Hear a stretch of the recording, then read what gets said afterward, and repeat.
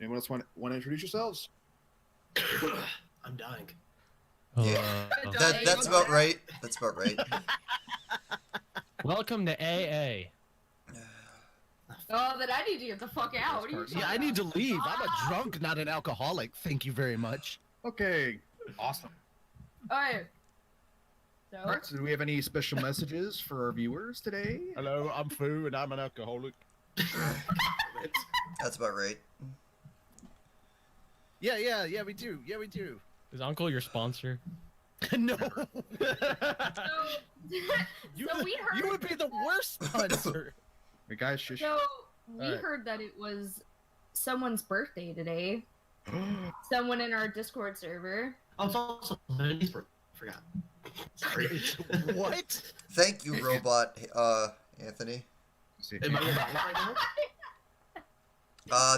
The one last line. Okay. Yeah, you're If pretty you- robotic, buddy. If people haven't noticed from yesterday, Discord kind of like exploded for a while, so we'll see how yeah. that works. So, whose birthday is it? The lovely Angel from our Discord server, one of our Daves, it's her birthday today. Angel, So how wish her divine. a happy birthday.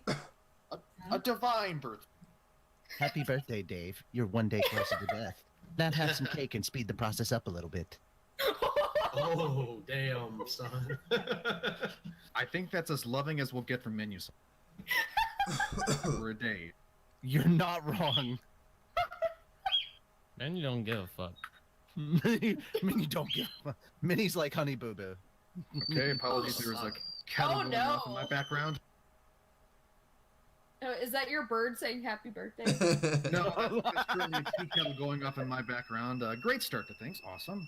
That's currently being dealt with. We are professionals. What Okay, That happened? is a Sorry. kettle of tea. That is a kettle of tea that is very much right now confusing the shit out of every bird in earshot.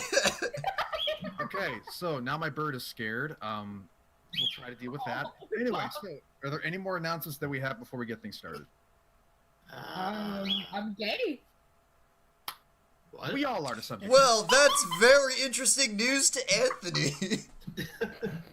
Okay. Oh, he already knows. I mean, we all know. I mean, I don't think he does. If nothing else, are we all set to begin? You keep using that word. I do not think it means what you think it means. I'm No, taking that as a I mean, yes. I'm gay for dudes, not lesbian. Okay. So what's the recap? So what's the Okay, Yeah, recap let's again? just recap. Yeah, last time. Dungeons and PhatDogs. Oh, Our group returning from their investigation outside of Bexley in the disappearances of Luna Stock, the town's local arcanist, managed to find a little bit more of the arcanist property, but not as much as they were hoping to find. However, as the day began waning into evening, the group crossed a rather grisly scene not too far from the city's western gate that they left. The victim turned out to be an unfortunate woman. The woman's body laid horribly mauled on the ground, with the town guard managing to keep any snoopers or people who wanted to go poking around at bay, and unfortunately at the same time making it horribly scintillating to investigate.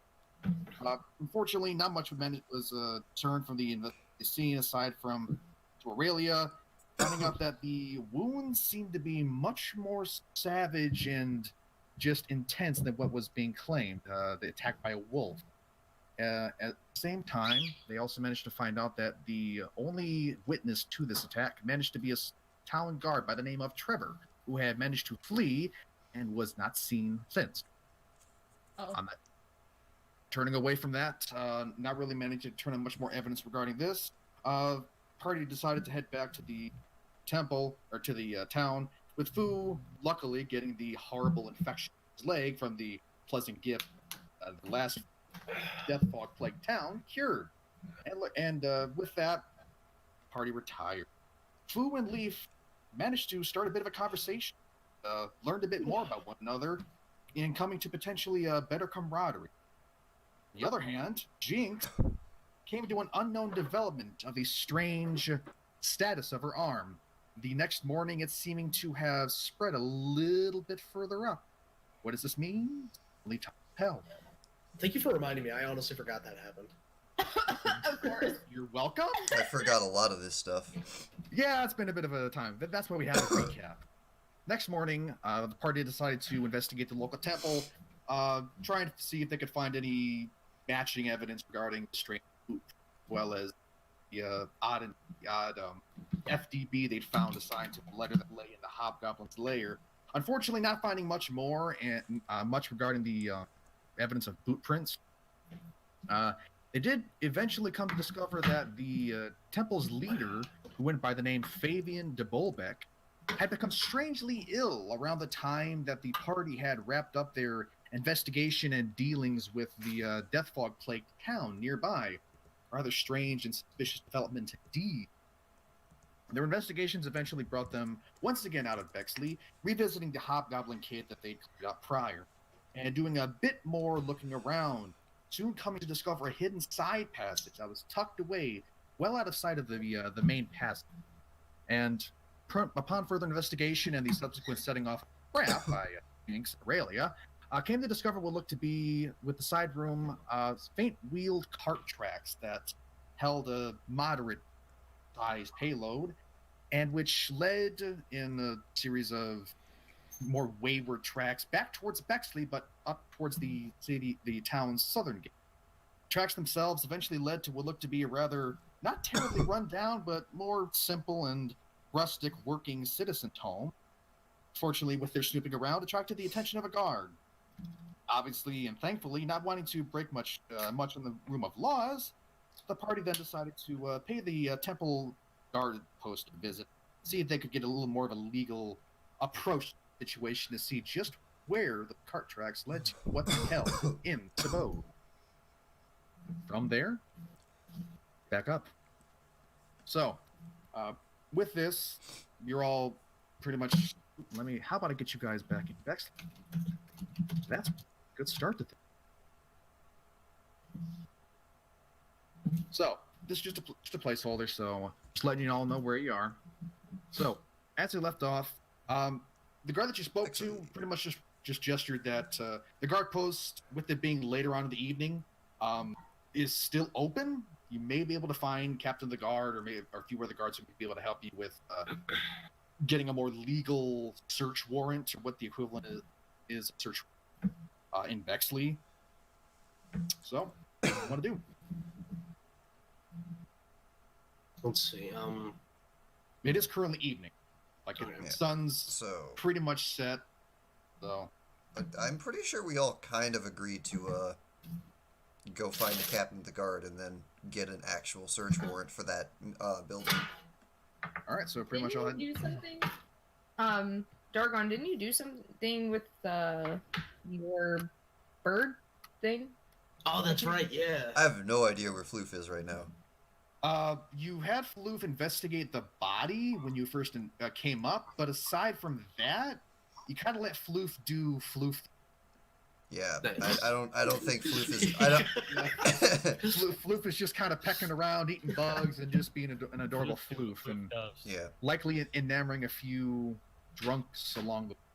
Yeah, Floof is, recallable, but not much is done. Well, I'm gonna get Cream, the actual name of Floof, to actually start at least coming back to me. Yeah, because you named the combined token Aurelia with Floof. Okay, so but it's Cream.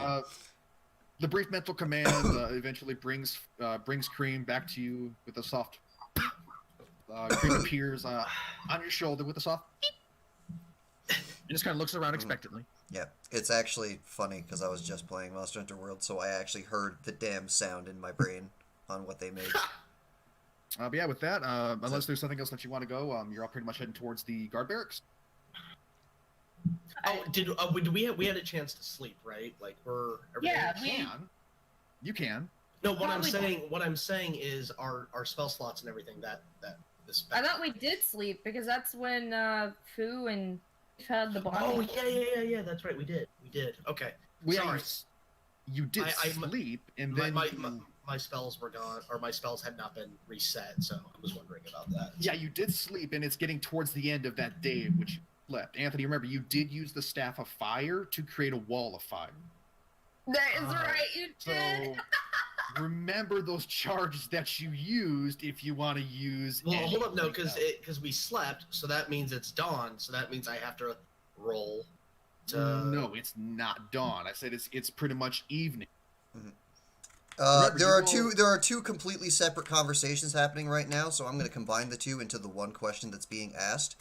For the sake of Aurelia's hit points, because I was damaged by something that I don't remember, and for the sake of his spell slots, have we, since the last session, had a long rest? Yes, no. The only thing I remember was being at the. I did not inn. hear Royce's answer. Say again, Royce. No, you have not stopped Okay, to have. a then long keep rest. whatever's on the chart. That's the question. I don't remember fighting anything after we had that bonding moment. So. No, just Aurelia and Jinx set off a firebomb. That's what hurt them. Oh, right. I don't remember that. I do. So- No, now that he reminds me, I do, and I remember that's why I have missing hit points at the moment. Well, then if we took a short rest, I'm using a fucking hit dice to get my health back. Well, do you want to use a short rest when it's so late in the evening? You can easily. No, but he had meant a from rest. before. We did have a short rest from You before. guys were just saying we had a rest. Not a long rest, but it was like you guys wound down for a little bit. So. It was never explicitly stated on the party, but I will say fine for the interest No, of because everyone expediency. they just asked you and you said yeah. For the so... interest of expediency, yes, you took a long rest and you can Mhm. recoup a hit dice. Okay, so wait, we took a long rest or a short rest? 'Cause Short. long rest. Rest, Okay. Anthony. Short rest. Okay, well you just said long rest a second ago, so I We're wanted to make getting mixed No. up. You took a short rest, recoup your hit dice, so we can move on. We So are definitely need to you write all there? this shit down. I got all my health back. to reiterate? It is in the evening. You all have not taken a long rest yet, and your next aim is to visit the guard captain in the guard barracks. Who do we lose? Oh, there, he's back. Do you wish to retire for the evening until the next day, or do you wish to visit the guard barracks today, or do something completely unrelated? What's the plan? I mean, So I'm do we- good with whatever, to be honest. I wanna try and see if we can get progress on the search warrant and then go to bed, because that we don't know how long that would take. Fair. Okay, so you're all currently discussing. You got one for yay. I'm indifferent. Okay, Jinx is different, sounding strangely male. I'm still recovering from the flu. Fuck off. All right, I'm so not is even everyone sure if that's what you had. okay? So, or is everyone? Or you're all heading to the guard barracks? And Richie's mic died. Oh, Menu Sama's mic died. Do you want to try and fix that real quick before we progress?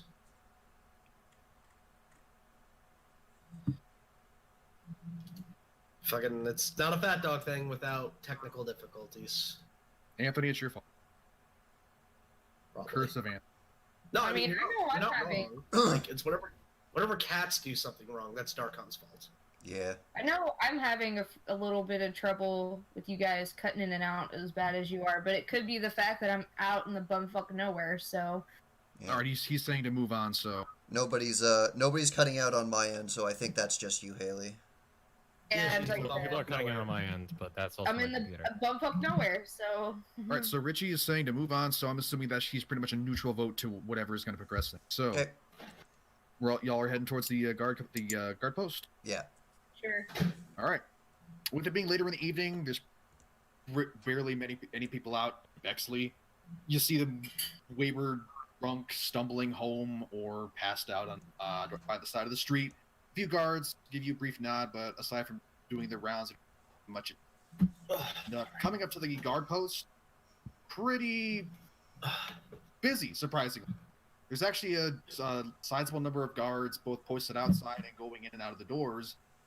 Likely due to the rather odd development that happened earlier in the guys that actually arrived. Heading inside, it's rather simple. Off to your left, there seems to be a place for the guards to sit down and relax at tables. If you were doing that, they're drinking, likely after having worked a rather long shift from the recent scare.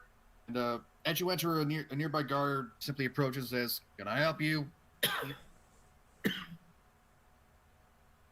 A moderately aged guard, middle-aged, kind of balding with blonde hair, kind of looks up to you. Doesn't seem hostile, but he's just kind of tired. If I recall, weren't we following a person to this location? He should be... No. Because there was somebody that we talked to about... Yeah, you spoke to a guard, and he said that if you wanted to, get a more legal means, you could go to the guard post. But he never came with us. You didn't seem suspicious enough that he was going to follow you. He was doing his round. So he more just guided you to where the guard post. Okay. If he guided us, then that's it. So Jinx didn't do anything stupid. No. Yet. No, Jinx wanted to explode the house because that would solve every problem, but everyone was like, I mean, you're not wrong. But then there goes the evidence. Don't do that. Yeah. So the current guard is currently standing in front of you. He's just got his arms crossed, and he's waiting for an answer. Like, "Can I help you? You in the god? Yeah. You know you in the god, right?" Yep. All right. So how do we want to phrase this on? We need to see what's in that building. That building. So it's just Aurelia and Jinx right now, right? No, Well, should be everybody. Yeah, everyone's Everybody. together. Y'all marched along, so big group of individuals, all rather, colorful compared to your normal working Tony, what is peasant. Jinx's charisma? Pretty high, Hey, actually. respect. Oh my god. Okay. Fu leans down and goes, "All right. We're going to do the detective agency bit." Good. Am I good cop or bad cop? And then Aurelia just turns her head. She just turns her head and she's like, "When did you set this up?" I mean, it doesn't require setup. Oh, okay, that makes It sense. just kind of happens. You just let Jinx do her thing and just hope it all works out. All right, so Aurelia's going to be at the ready which to fix honestly her is however kind this of goes. how we do everything. Yeah. So Aurelia's just going to get the standard get ready for when things go bad. All right. So Jinx turns to the guard and goes, "Guard person, what's your name?" Wow. I've had a long day. I don't feel like it myself. Just call me. What? Want? What? Just call me Joe. What do you Joe. want? Okay. Oh, okay. Sorry, you cut out. So I It was a Discord blurb. Sorry. Somebody wants to talk up a Joe. Mila, stop off my desk. Huh, Joe. You don't really look like a Joe. I'm gonna call you Dave. No. Fine. Oh, that's fucking Tell me what you want. Just tell me what you need. I was on break. Hey, Dave. Listen. You know Was. what? I get it. You're on a break. You don't need a bunch of people coming in taking up your time. Was Listen. that it? Between you, me, and the wall, and these people around us, we need to get into a place because there's a bad man doing bad things. Or woman. We're not really sure. Oh. I'm sorry to interrupt here, but this is absolutely priceless because as soon as Tony started doing the detective thing, I know you're having a hard day or whatever. I started playing the noir theme. Of course you did. From whose line is it anyway? All right, course so you Joe / Dave, the guard, he just kind of looks at you with, like he kind of has to replay what you just asked in his head, and kind of rubs his eyes. There's some slight bags underneath them, and he's just like, "All right, we're doing this tonight. So, do you own this residence?" Well, What? define own. No. Oh my god. Aurelia immediately kicks it and goes, "No." Okay. Then what? And you'll want to get inside this residence. I'm sure to do totally legal things, right? Of course. So who's going to be the person that? Under the dudes that we're working for the dude with the magic powers in the book thing, and Wow. he's got the thing. And the worst part about all of this is not because of Anthony wording it like that. It's because he actually doesn't remember their names, so he's just going. I honestly can't remember. Hey, it's We in all tried to character. do that. It's I- in I- character. Do that. Either a follower of Father Time or a follower of mine, but The best yeah. part is behind her the entire time, Fu is just like, "I'm not a part of this." Like he's giving a clear look of, Anthony, It's So, hold on. I want you just make a persuasion roll. oh damn it! all right. Oh, yeah. Because this guy's had a Persuasion. long day, and now he's got what looks like a little girl coming in here saying, "I want to get into a place." I Well, don't hold own on. it." Yeah, no, it's I'll make the persuasion roll, but I want to continue this conversation first. Hold on. I'm going to give you a handful of gold to bribe them with. Perhaps you can now roll with advantage. I don't think not that yet, would not be yet. a good idea. Okay, I don't think it's necessary right now. can Okay, do well, that. fine. However, let's let Anthony. I want you to roll first, and then you can continue with your training. So we can get Okay. the roll out of the way. All right. Oh, that's a D6. Whoops. Just a second. Let's. D20 plus 4. Or, no, Let's- persuasion. D20 plus 7. All right, let's Yep. try this again. Jinx. Fuck. Oh my god, the dice rolls are so slow for. So what I'm getting from this is that holy shit, this guard has had like the worst week ever. I don't. Okay. And he's just So- kind of like, And fuck here it, comes whatever. this small, very convincing child. Okay, So, so all right, so it's, continue your it's train like, of thought. all right, so no, we don't own the building. We're working for the magic guy that when you go into his little lair, it's like whoosh and wah. And anyway, there's this bad person that's taking residence here, and well, we're gonna go in there, get the evidence, and possibly kill them and do your job for you, so you can continue your break. I thought we were going in there to get a lead on the lost magic items, but that Okay, works this is too. where- that works too. We are now doing the other quest in the house that has nothing to do with that. Got it. Fu steps up, places a hand on her shoulder, sighs very heavily, and begins to translate for the magical idiot. Mhm. Before that, though, Turns and looks down at her. Turns Wait, down wait, and looks let at her. God and speak. goes, Hold You on, did hold bad on. job. You did Um, bad job. with that, Joe/Dave the guard kind of looks from you, Jinx, up to Fu, and then Aurelia, and down to Ankel, and over to Lief, and his eyes fall to Aurelia and says, "Ma'am, is this your child? Ain't mine. Are any of you man? Is she?" I'm. Hey, Dave, down here. You're talking to me. I am effectively her guardian. Yes. Okay. Yeah, but Leaf's her babysitter. So you will need aid in getting in a building. I've had a busy day. You'll want to talk to the guard captain. She is in her office, right through that door. And he just points over his shoulder, and it's literally a straight shot down a straight hallway. And Yeah. then there's a series of doors on the side, and then there's a very large double oaken door that looks a little more official. It's got kind of like a golden crest on it, and it's fairly self-explanatory. Important person here. The Yeah, irony of this entire situation is that we let the person who absolutely should not talk to anybody is the one with the highest charisma. Yeah. Oh. So yeah, Well, so he I points to the door. I calculate the charisma in this situation as like you just don't want to deal with this person anymore, so you're just like, okay, fine, whatever. Yeah, he's pretty much saying, "Long day. I want to get you out of my hair." Does the guard have like a pocket or somewhere something by his chest, like a pocket kind of deal? Why? I mean, Does- he's got a few pouches and places to hold coins, gear Good. of a So- guard. What? No, that's perfect. So Jinx goes, "Thanks, Dave. Hey, come on down here," because he's taller than her, obviously. My He leans his upper body down a few inches, but does not make any clear effort to actually get down to eye level with. Jinx slides a copper into his pocket. Goes, "Thanks for the help," and then just kind of pats him on the cheek and walks towards the captain. He just kind of blinks and says, "Right, I a rich man now." Keep the change.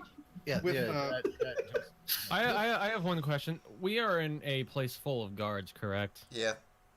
Okay, then it would make sense for Ankel to try his best because again, he no longer has You eyebrows were- because of Jinx. You were already from the last session in mega hiding mode. Yeah. Well, what I'm saying is because I'm actually with you guys this time. But what I'm saying is, No, you're because not yet. Ankel You're has not here eyebrows. yet.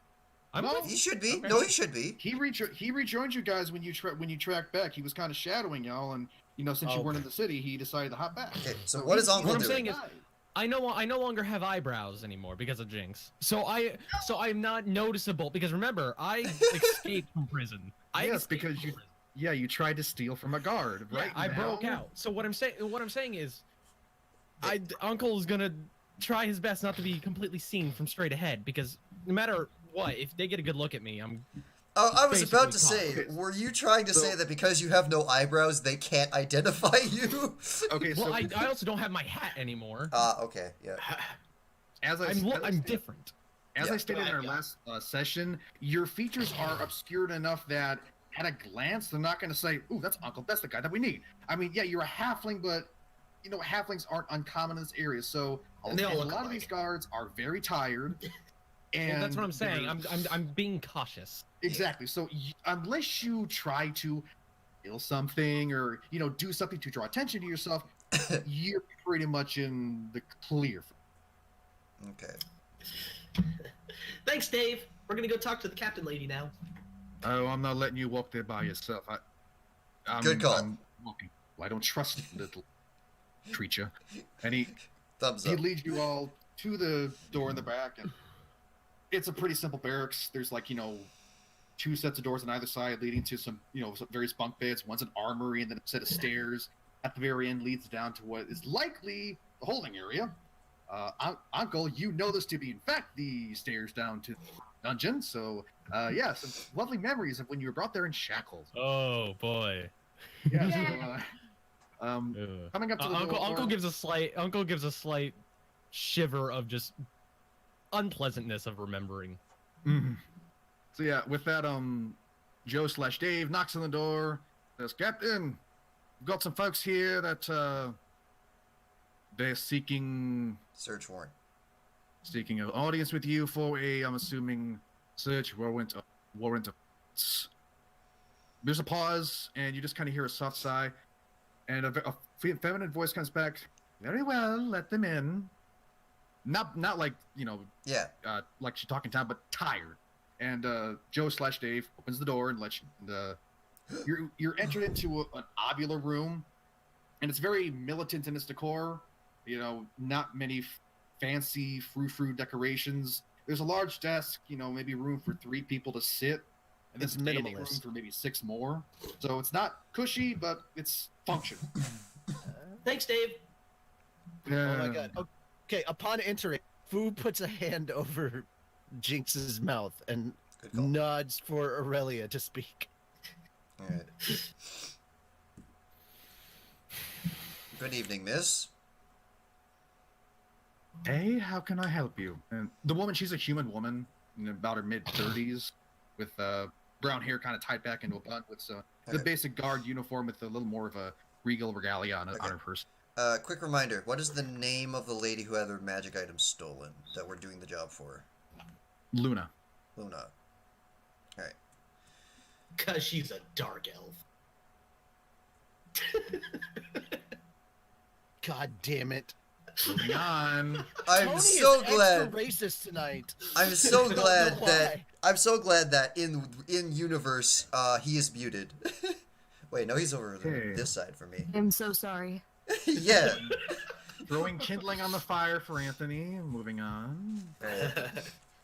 But The woman looks to you with dreary eyes. I'm Tired. I'm certain you know by now about the magic store run by Luna that had all of her items stolen from her several days ago. We were commissioned. I'm sorry. Continue. No, go ahead. This would be a time for her to repeat something. Yeah, the woman leans back. She just kind of pinches her nose, like, "Oh yes." Yeah. The drow woman, yes. Yes. That was the Arcanist.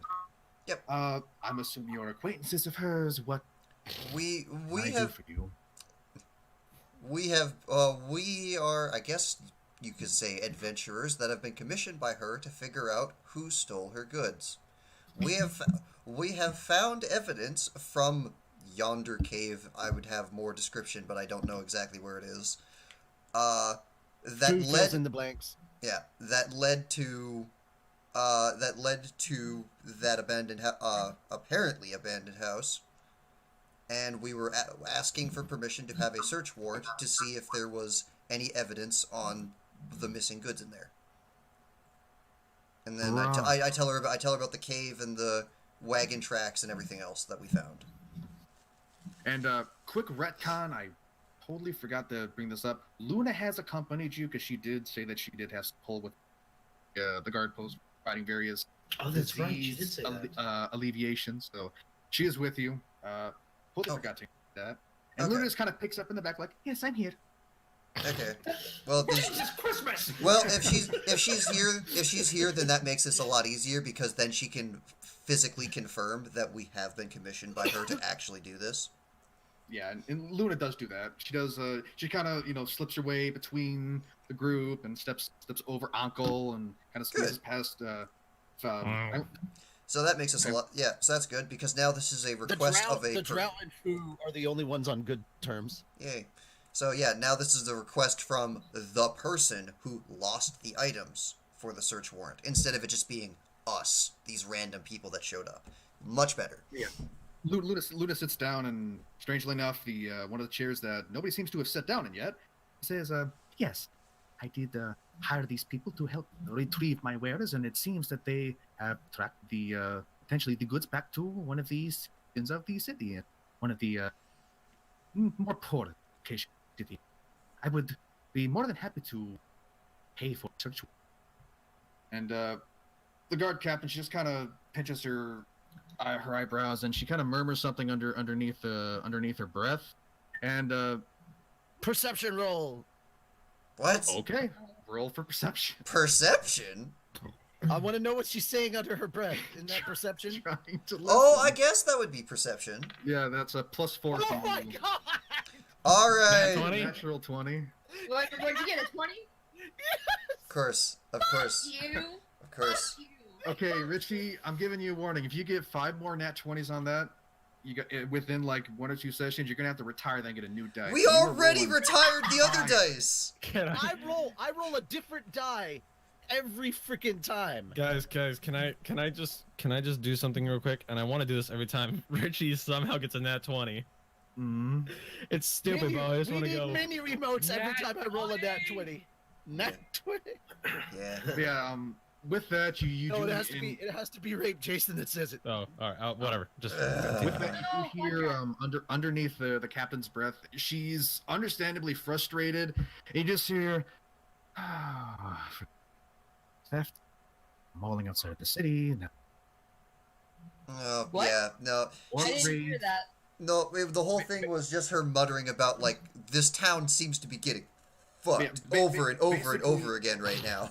She brings up the theft. She brings up the recent attack, but she also brings up the subject of what apparently are recent orc Oh. as well. Recent what? Or Orc raid. Sorry, everyone's just so cut in no, and that out. was cut out on my end too. Yeah, mine too. That Yeah, was so it's cut very out on much my like, you end know, as well. It's like first these thefts, then the attack. Now orc raids. This is getting fantastic. See, the thing is like I can hear everyone else clearly, but Royce is the one that keeps cutting out, and I'm like, Mm. of course Everyone's it's the robotic. fucking Really? DM. Hold on, let me- Everyone's cutting in and out for me every now and then, so... It's Anyway, go ahead, God. Okay, so yeah, with that, she takes a deep breath and says, "All right, if you're wanting a search warrant, and well, Luna has been of some appreciable help lately. I can offer you a search warrant if you let 2 of my guards accompany you. You'll forgive me, but I'm not going to trust complete strangers to go through a citizen's house." Absolutely, that just makes sense. Okay. And with that, she kind of leans back and reaches in and takes out a piece of parchment and takes it out and says, "Okay, unfortunately, I don't have any pre-written. You will have to come back in the morning. I will have one written up for you." That's fine. I think we're all tired. Yeah. Luna's perfectly happy. She's like, "Well, so long as it occurs and my goods are retrieved, I'll be happy." Jesus. What the fuck? The card Fu captain keeps also Jinx's kind of mouth well covered until we leave the room. Yeah, you just hear. Oh no! No, don't care. No, don't. I It's don't want to hear your okay. protest. It's okay. No. It's okay, Jinx. You did your part. You got us in. That was your role. You did it. Good job. Let us do the rest. Now allow us to get ourselves out. Yes, but as you turn to leave, the guard captain says, "Hold on one moment. Uh-oh. I do have a question for you. Yeah. What is your stance towards orcs?" I mean, Can Jinx pipe up at this point? I don't. Head still covered. Head still covered. I don't like them, but I don't. Who looks over? Do you prefer them alive or dead? I prefer them dead, at least the savage one. I'm pretty sure everyone knows what Lief stance on all that is. So then I believe that you and I have a very amenable version of orc kind. Yeah. Good, I'll keep Whatever that in keeps me mind. alive. I like them when they're far Jinx. away from me. Jinx is she makes a small Jinx fireball. No. She's obviously she can't talk, so she's making a small fireball. My in her hand is finger. the size of your face. Bro. Yeah, she's making a small fireball in her finger and pointing to it like I'm gonna fight. Yeah. Like, So burn this them. explains everything. Burn the orcs. Good answer. Right, interesting. I translate. She wants to burn the orcs. I blow her flaming finger out like a candle. Right, well, I just wanted to get that bit of information. Thank you. If you'll leave me to sign a few documents and enjoy my night. And she kind of waves to you as you leave. Okay. Let's not bother the As we're last lady. leaving, I whispered to Fu that I whispered to Jinx that I made a wish. All right, so did you take your hand off her now? No, I'm waiting till the door's closed. we are going to be outside this building before you can talk again. I was gonna have her yell goodbye, Lady Dave. Well, yeah, with that, I mean, the guards don't pay you much So attention. we hear. Yeah, I mean, one kind of looks at your way as looks like you're practically smothering a small child in your hands, but he's like, hey, it's not my business. Moving on, and just kind of Trust buries me, himself in his trust Okay, not to get off topic, but I love the idea. I love the idea of just a guard looking over, just seeing a small child being smothered and just going, "Fuck it, not my problem." And Fu just immediately responded with, "You don't want her to speak. Trust me, you don't." Yeah. I don't know And then why. fucking Dave speaks up. Trust me. Trust him. With So- that, you're let out of the guard post with no issue, and you're once again out in the streets of Bexley. Holy crap, we had an actual social conversation that didn't go to shit. I know, I'm so proud of you guys. Because Jinx wasn't allowed to talk and Uncle did To the bar, let's get wasted. Yeah, no, I think it's because Fu Fu kept predominantly talking. stayed out of the conversation and kept Jinx's mouth shut. And Uncle didn't, and Uncle stayed quiet. Yeah. So And I we all managed know to talk in character. formula for success. Yeah, and I actually it's managed to talk in essentially- character for once. Essentially, the two characters that should speak for the group are either Fu or Aurelia. They're the only ones. Okay, so Yeah. No. And when Even neither though- are available, sometimes Uncle or Lief. so evening is stretched into night. Now, when we need a distraction and somebody needs to sneak around somewhere, you send Jinx to be a distraction. Oh, Okay, she'll so- make a distraction. All right, moving things on. So, evening is essentially turning into night by now. The sky above is starred and pleasantly clear, giving you a really brilliant view above. And it's pretty much the same. You know, aside from a larger amount of guards than normal going about their routes, there's not much in the realm of citizens. You can see outside of the various torchlight marks along the various walkways of Bexley. I take my hand off of Jinx's mouth and set her down. By the way, I've been carrying you like about 1.5 feet over the ground this entire And the best part time. is, her legs were still moving as if she was trying to walk. Oh my god! Oh my god! With I would that, expect nothing less. God damn it! Sir. All right. Luna looks to your group, and she just kind of gives a soft smile. And while you previously have seen her mostly as just kind of a very placid, stern, very to the point businesswoman, there's actually a glimmer of genuine hope amid the otherwise bleak and depressed outlook that she's had so far since her business was broken into. And she looks to all of you and says, "Well, for once things are actually looking up for me, and hopefully this search warrant is going to be a total waste of my time, your time, and my coin. So in the meantime, I'm going to return to my shop.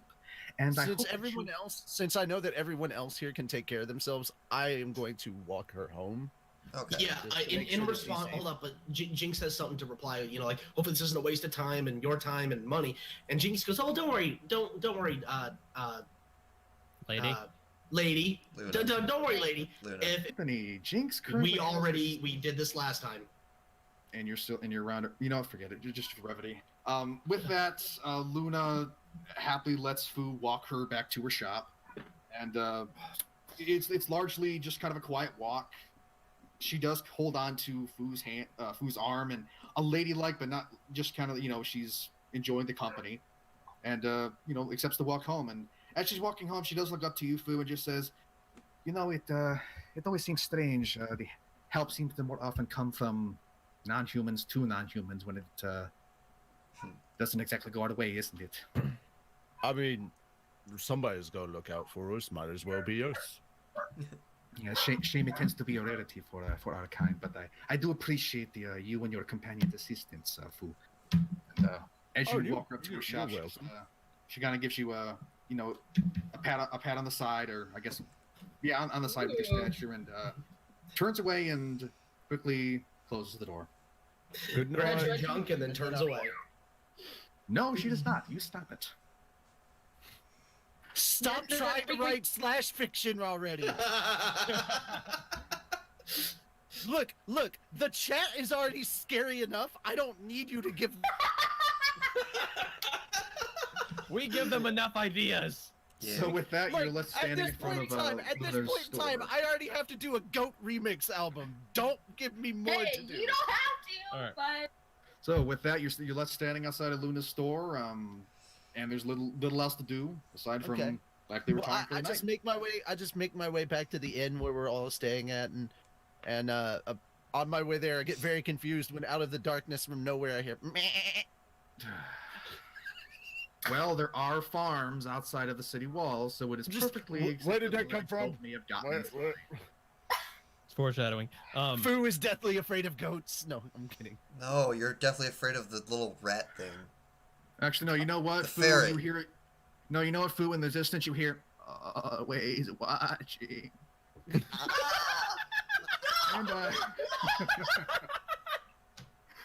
No, all I can think of is drag me to hell. The goats are always watching you, Fu. So, with that, you go to the inn. I'm assuming that was everyone else. And it's pretty simple. It's on That's the main okay. walkway. Every time Royce walks by a farm, you just hear "Daddy." Adding fuel to the fire, Richie. I don't get All right. throw meteors all day, Sephiroth. I don't give a shit. Oh, I'm not throwing any. I'm a lot more complex than simple meteors, please. I Anyway, don't care. All right. You can PK me. I don't care. Drop it. y'all return to the. Now, are y'all going to the inn, or are you gonna stop? Are you stopping by the pub? It is bedtime. I will fucking stop by It's the pub. bedtime. I have an AA meeting to attend, and Lief is my sponsor. So, All right. Fuck so, it. Fuck the AA meeting. I'll go to the pub. So y'all retire, and I'm assuming you're sleeping in similar accommodations with Fu and Lief and Yep. Aurelia and. just Okay. like Yep, last yep. time. All right. Pretty much the same. It's the same rooms. They've been pleasantly cleaned, and beds have been remade. It's very just as comfy as they. Just a heads up, Royce. Since I only used 4, the staff regains 1d6 plus 4. I'm not going to bother rolling a dice. Yep, I understand. Okay. I appreciate you bringing that up.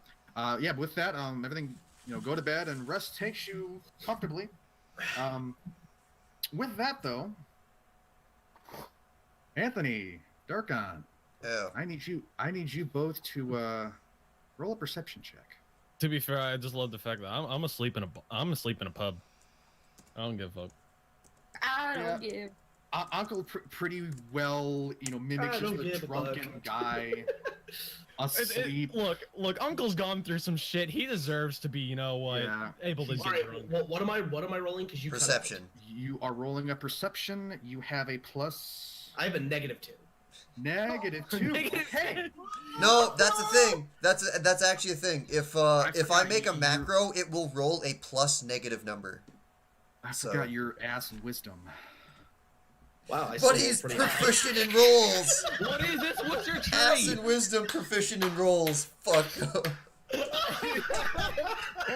Okay. Tony, we are the most proficient in rolls today. Oh, buddy. Well, you guys are fit to Alright. roll. Royce, really quickly, do I have enough time to run to the restroom while this is going on? You can. Okay, thank you. Alright, so what No, did I you're not miss allowed that to. you Fuck spell? you, Richie. Fu is abruptly attacked by 30 whites and his bones are devoured.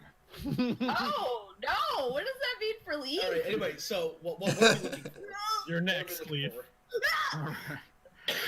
Hold on. I'm getting things. They ate him, So, and now they're of gonna course eat they're me. gonna Oh leave. my god. You're next. Oh my god!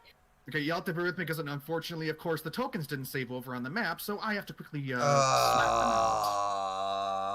What? Yeah. Also, can I just mention, I love the fact that the barkeep just kind of lets Uncle sleep in his pub. Y'all have been fairly good though. Yeah. He's just interested in money. Yeah, sometimes Roll20 is weird like that. Yeah. We have paid him irritatingly so enough. much money. We have paid him a lot of money that he's letting me sleep in his pub drunk. Fu has paid him so much money. True. I given him money and he also protected me from a bounty hunter. Did he? Uh, Okay, cool. Yeah, he did. He protected me and There Lief. we go.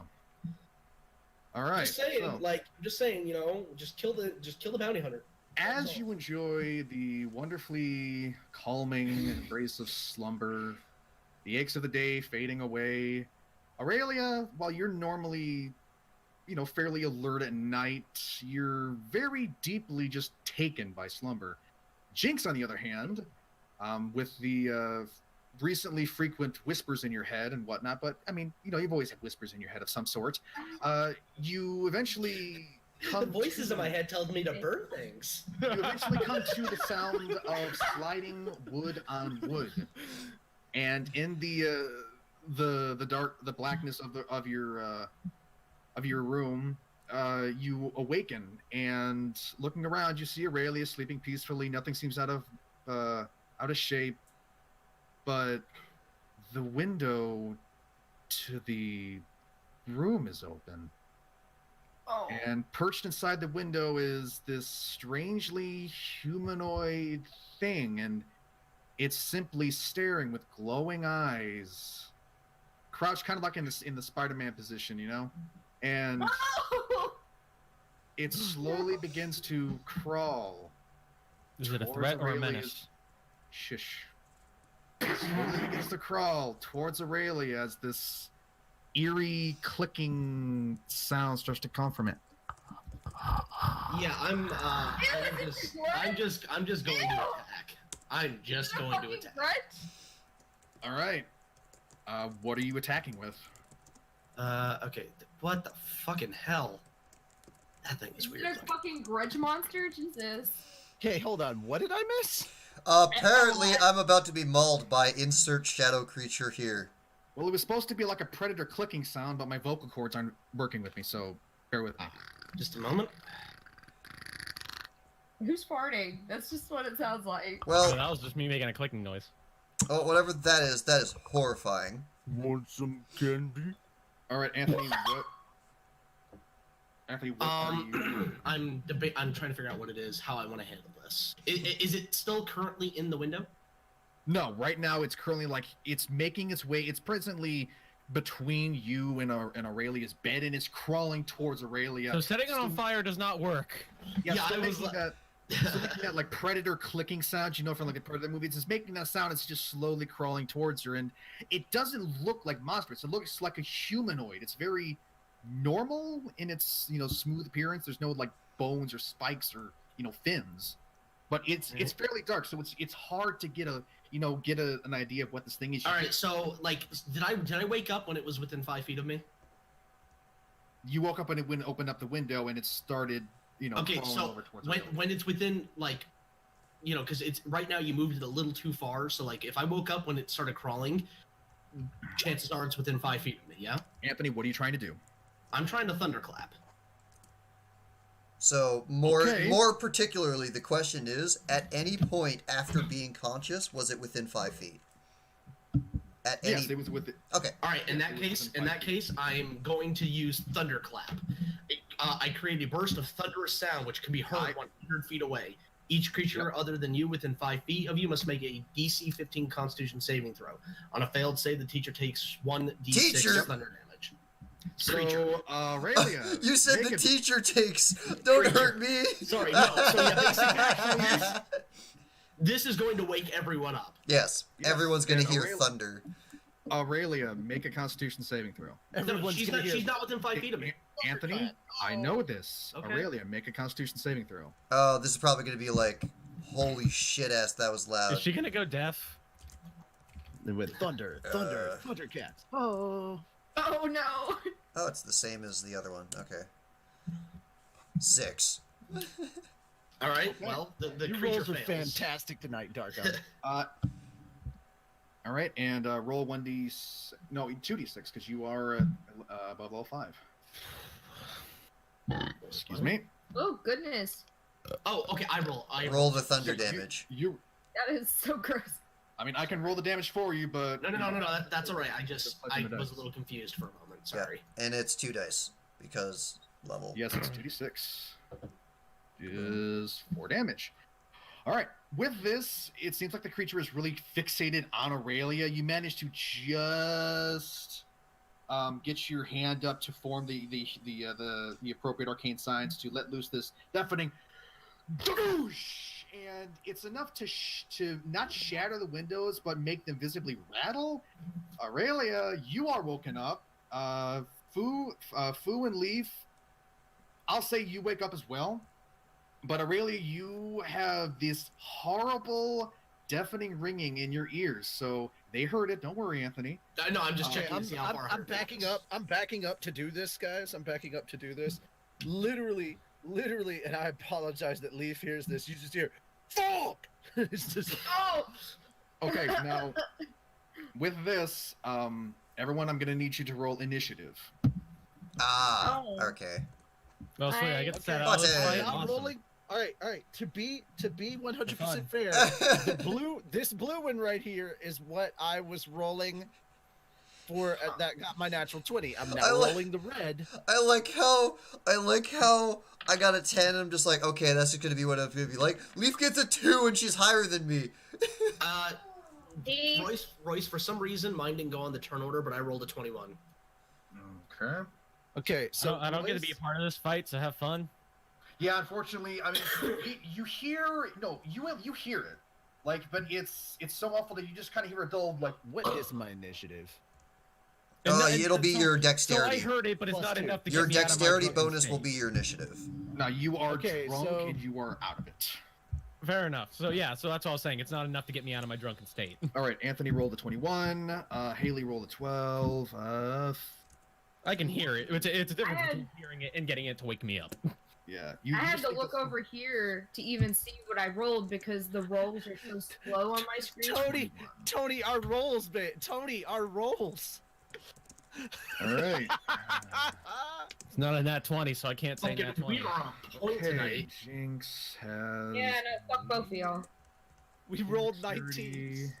Okay, Anthony, Richie, you both had equal dexterity modifiers. Which of you wants to go first? Well, considering I'm Oh, actually in the okay. room, I was gonna do Jonkin with you, but okay. you know, actually no. Let's just roll a 1d6. Whichever one gets the higher roll will go first. That's the okay. Gotcha. Natural Roll 20. a 5. You're going first. I rolled a 3. All right. All right. So yeah, with that, the explosion with Jinx. I mean, you kind of hear a faint ringing, but Aurelia, you are effectively deafened. Put Jinx above me in the turn order, So please. you hear nothing but just that faint in your ears because Jinx let off a thunderous sound very close to you. Well, it got everyone up, so it accomplished But the the goal. good news, but yeah, Aurelia, the good news is you're wide awake.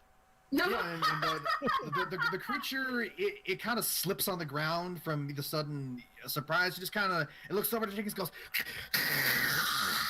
it makes this horrible gurgling hiss, and again, it's fairly dark in the room, so effectively, it's difficult to, spot this. Yeah. Set the room on fire, Jinx. Just set what the room on fire. What you going? Give me a moment. Jinx, what are you going to do? I'm going to cast Snowball Swarm. Well, it's not no, fire. Yeah, it's not. I am also using. All right, that needs a How dexterity wide? save. How I'm wide? also using. Oh, let's Go ahead. see. I'll wait That's, for you to yeah, finish. it's a save, so I can't use Tides of Chaos. How wide is the snowball storm? 5 feet. How close is it to me right now, or did she get it when it was in like the middle of the room? No, see, I'm gonna cast it right like here, so that it's just barely not hitting you. So basically, it's got to cross the snowballs to get to you. Okay. Hoff, shut up. Okay, so you're casting Snowball Swarm? Snowball Swarm, and it has to succeed a 15 AC Dexterity saving throw. And it does not. All right, so let me do my damage. Give me a moment. Oh, I also need to roll a d20 minus, or d20. From what I understand, Wild Magic Surge is supposed to happen after everything else has, in terms of order. Yep. So roll the damage and then do Wild Magic Surge. All right, give me a moment. I'm trying to find. It's my first time Oh, there it is. I forgot that the macro is just snow in all caps. Nice. Oh my god. All right, and that's. So you're just doing it. Are you doing it level 2 or higher? Level 2.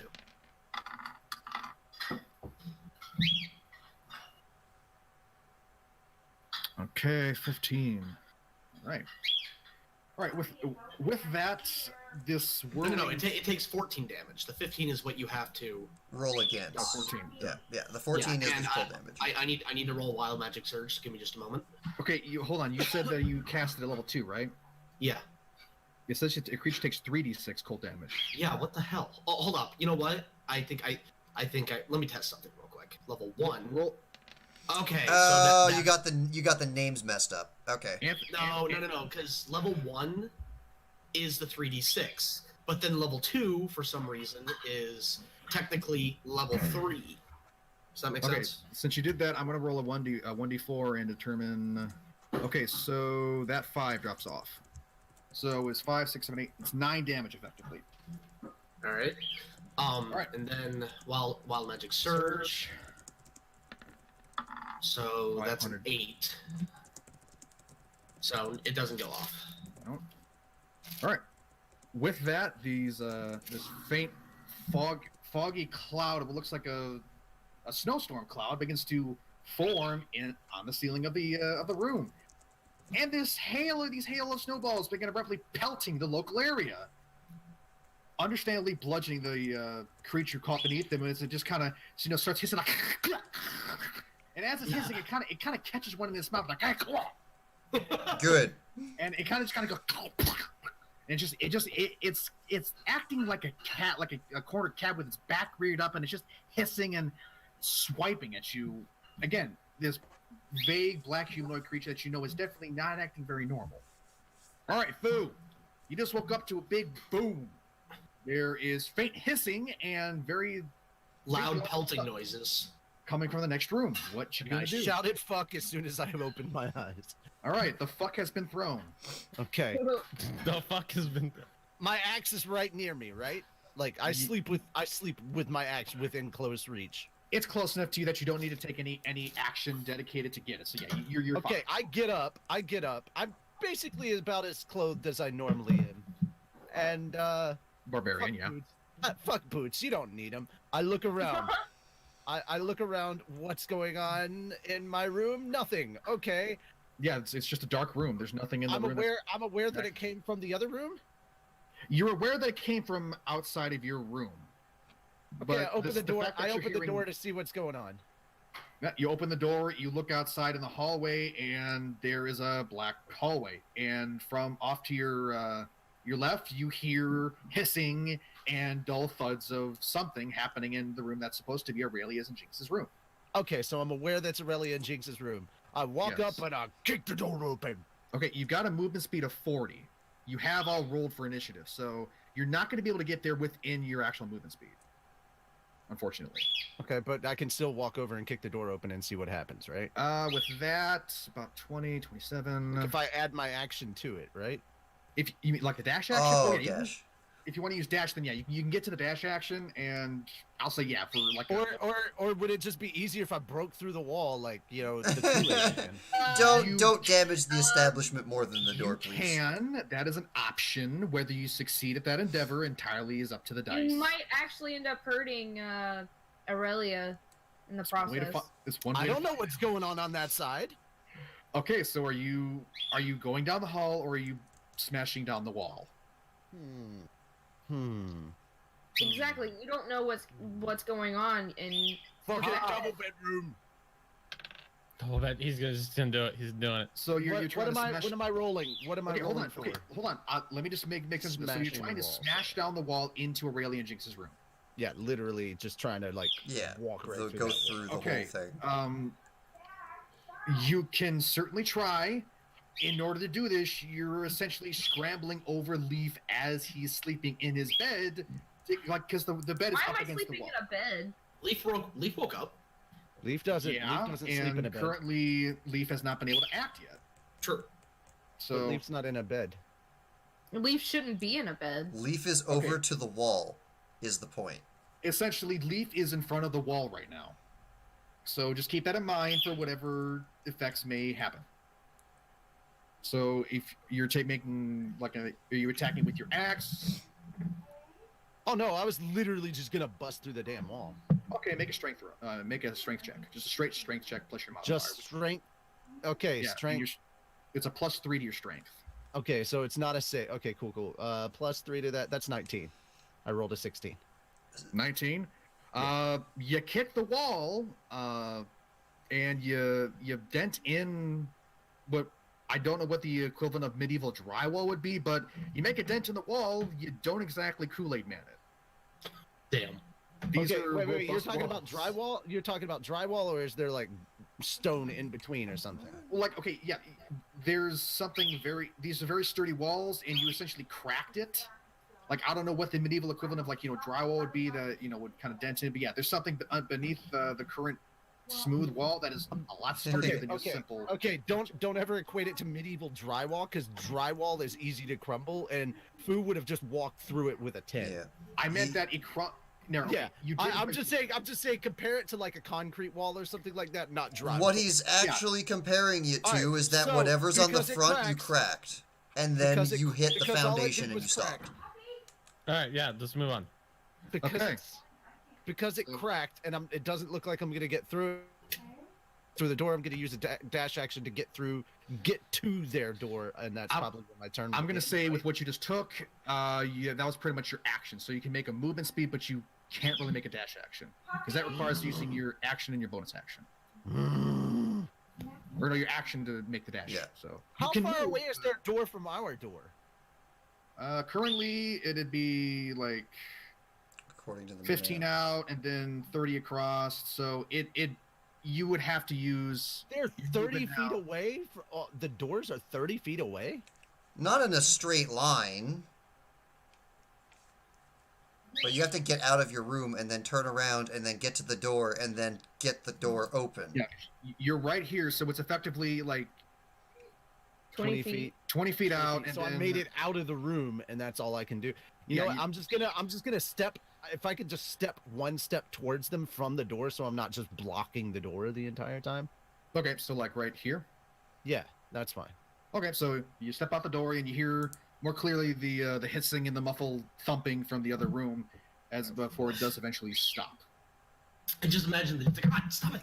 All right, Lief, you are abruptly woken up by a thunderous boom, soft thudding, and Fu yelling "fuck" and then trying to essentially breach and clear the wall with no effect, or running out angrily.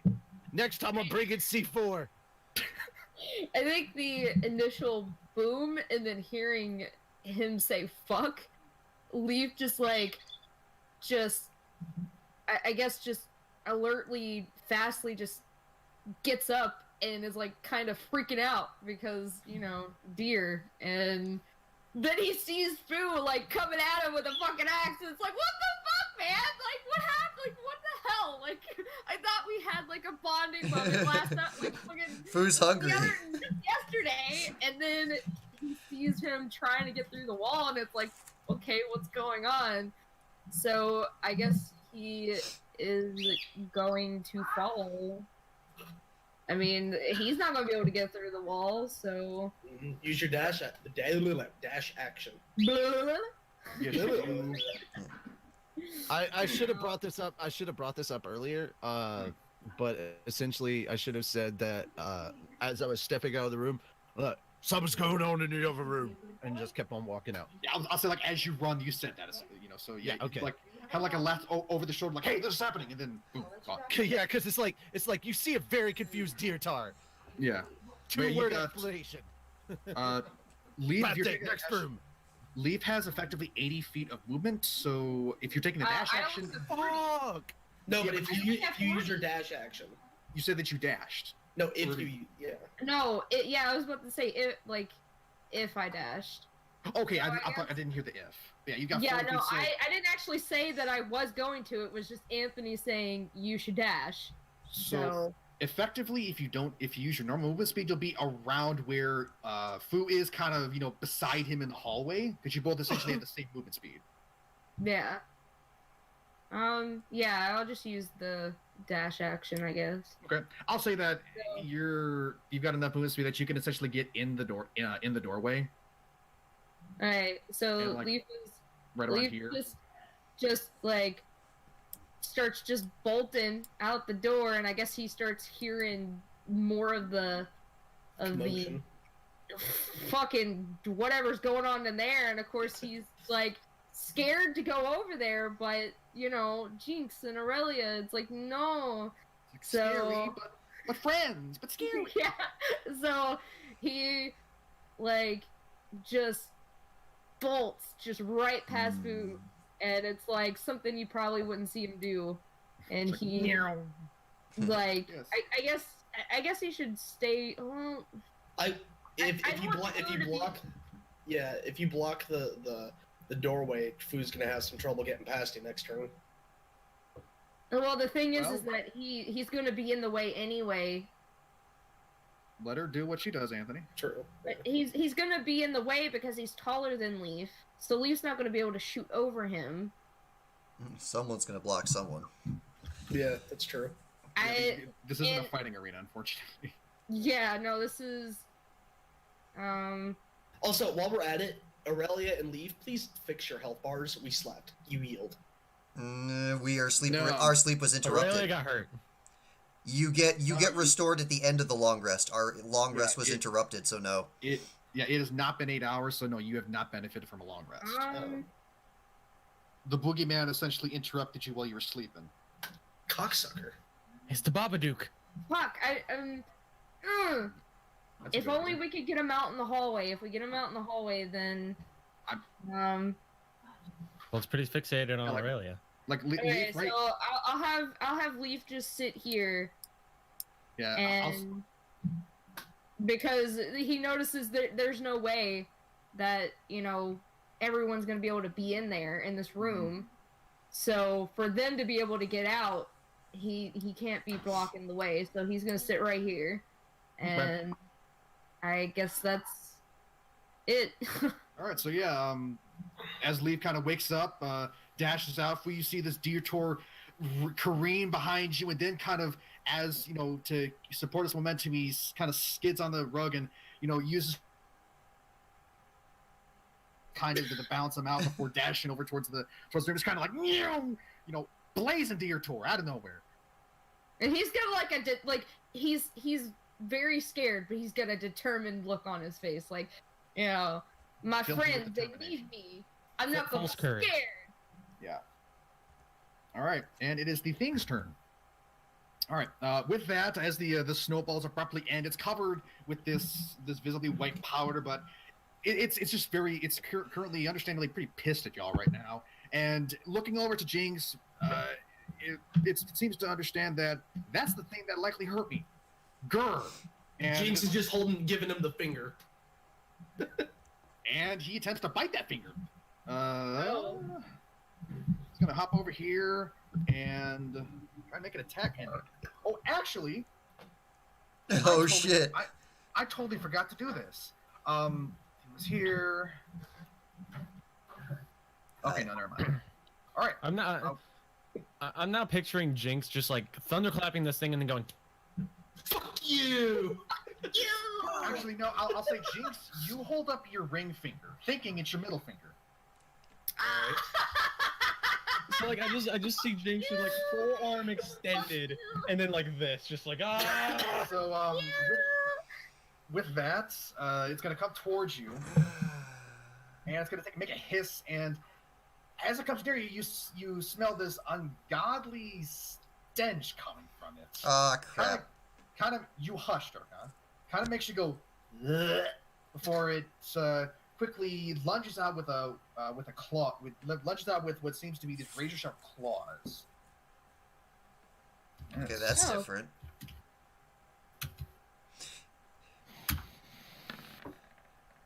That's definitely a hit. Yeah, that's definitely it. All right. Even without the plus, that would have hit. Oof. Oof. Casters and their squishiness. That's gonna be yikes from me, dog. That's gonna be a yikes. Jesus Christ! Wait, I didn't even see the. Oh, the second dice is down there by the. It does Just in it, 14, Chief. No, that is damage. That is 14 points of slashing damage to you as it just rakes these razor sharp, at the same time, oddly serrated just across your abdomen. And So what you mean is this thing is trying to disembowel Jinx. currently, Well, it just did over half my health. and as it rakes, you feel the claws, cut into your skin, but at the same time rip and just tear. Doesn't look like disembowel, but you got a pretty nasty 5 scratch marks that are currently bleeding.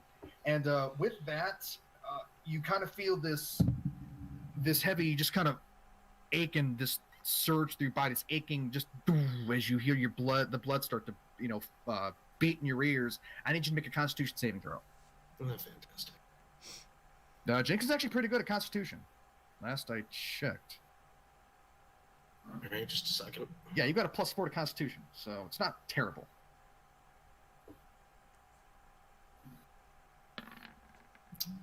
I'm gonna use a lucky. Okay. So you have 12 to choose from, or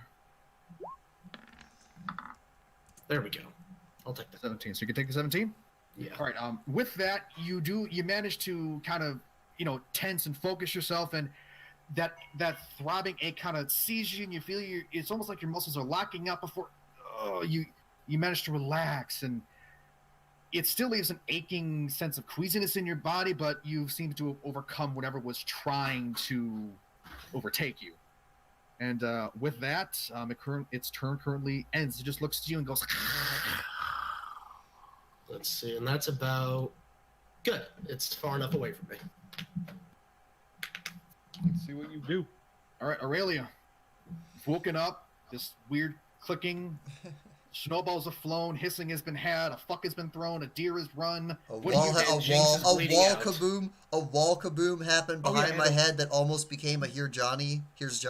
And Jinx is bleeding out. And keep in mind, because you failed the Constitution saving throw, you're effectively deaf. So it's kind of like Saving Private Ryan. You're sitting back, and it's just like. Yeah, and then I see that thing over a bleeding Jinx. Oh yeah, like its claw. It's got its right claws soaked in blood. Well, I've never done this before, and I really hope this works. But Mama, Don't firebolt, because that never works out for you. that it's not. I've used firebolt multiple times. This is something I've never done before, but I have to be close to it, which sucks. So I go up to it, and Hey, Uncle, check for traps. I'm not there. I'm in a pub drunk. I walk up to behind it, start talking to grab its attention, and then use hypnotic gaze. DC Wisdom saving throw. Number to beat is 14. Ooh. Okay. Throwing some challenge at the DM. Yeah, as you approach, the register kind of causes it to glance back, just from the sense of something walking up behind it. Yep. You said it's a 14? 14 is what you have to beat. Wisdom save. Aurelia was the screen slaver all along. Okay, we have a And chance that is now. not a save. Okay, we have a chance now. It uses one of its legendary resistances. Shut your mouth. Darkon, do you have that? Darkon, do you have that prepared? I don't see it prepared. That is a thing that I got from being. Oh, that's right. Yeah, it's a feature. Right. And then I'm just gonna shove this over here so that it's just on the screen. So, until all of us are ready and have a plan on what the hell we're gonna do, that thing's staying there. Yeah, so as you walk up behind it, it kind of instinctively looks around you and it turns to you and hisses. But as your eyes lock with it, the infernal magic in your blood starts to take effect as you pour your willpower into that gaze, and its facial features go from a snarl to kind of lax with its jaw slightly left agape, and it's just kind of like looking at you, like. Yeah. So now I'm eye locked with this monstrosity, and if I ever not look at it, then it goes back to normal. Great. So you can't look away, basically. Nope, I cannot look away. If I look away, it breaks free. This is the most important staring contest we've ever had. Shut up. All right. You have no Jinx's stake in this. turn. Be quiet. And before you do anything, I'm going to need you to make another Constitution saving throw. Yeah, I had a feeling because this thing smells like ass. I need to make a Constitution saving throw? Me. Yes, Jinx. No, What? No, Jinx needs to make a Constitution saving throw. On my turn?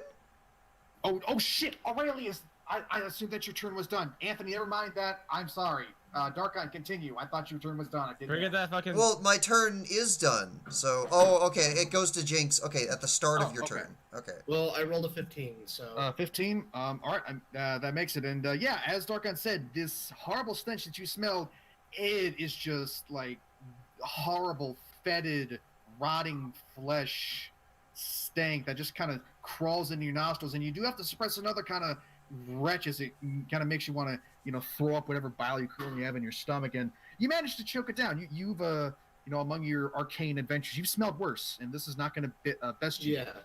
So, Jinx is going... Because currently this thing is not attacking anyone, right? I can talk to you while I do the thing, and Aurelia is going to say if you poke it, it'll wake up.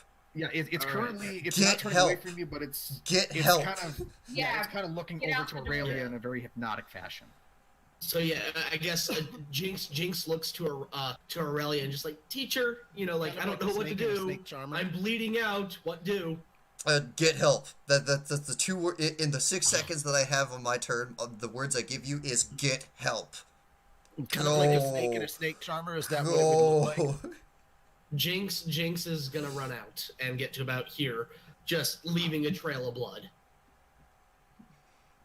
Man, All right, Uncle's and, missing shit. Who should go on ahead, I don't know, And you do that. Richie has the best fucking rolls apparently. I'm So- also I'm Also gonna, the most health.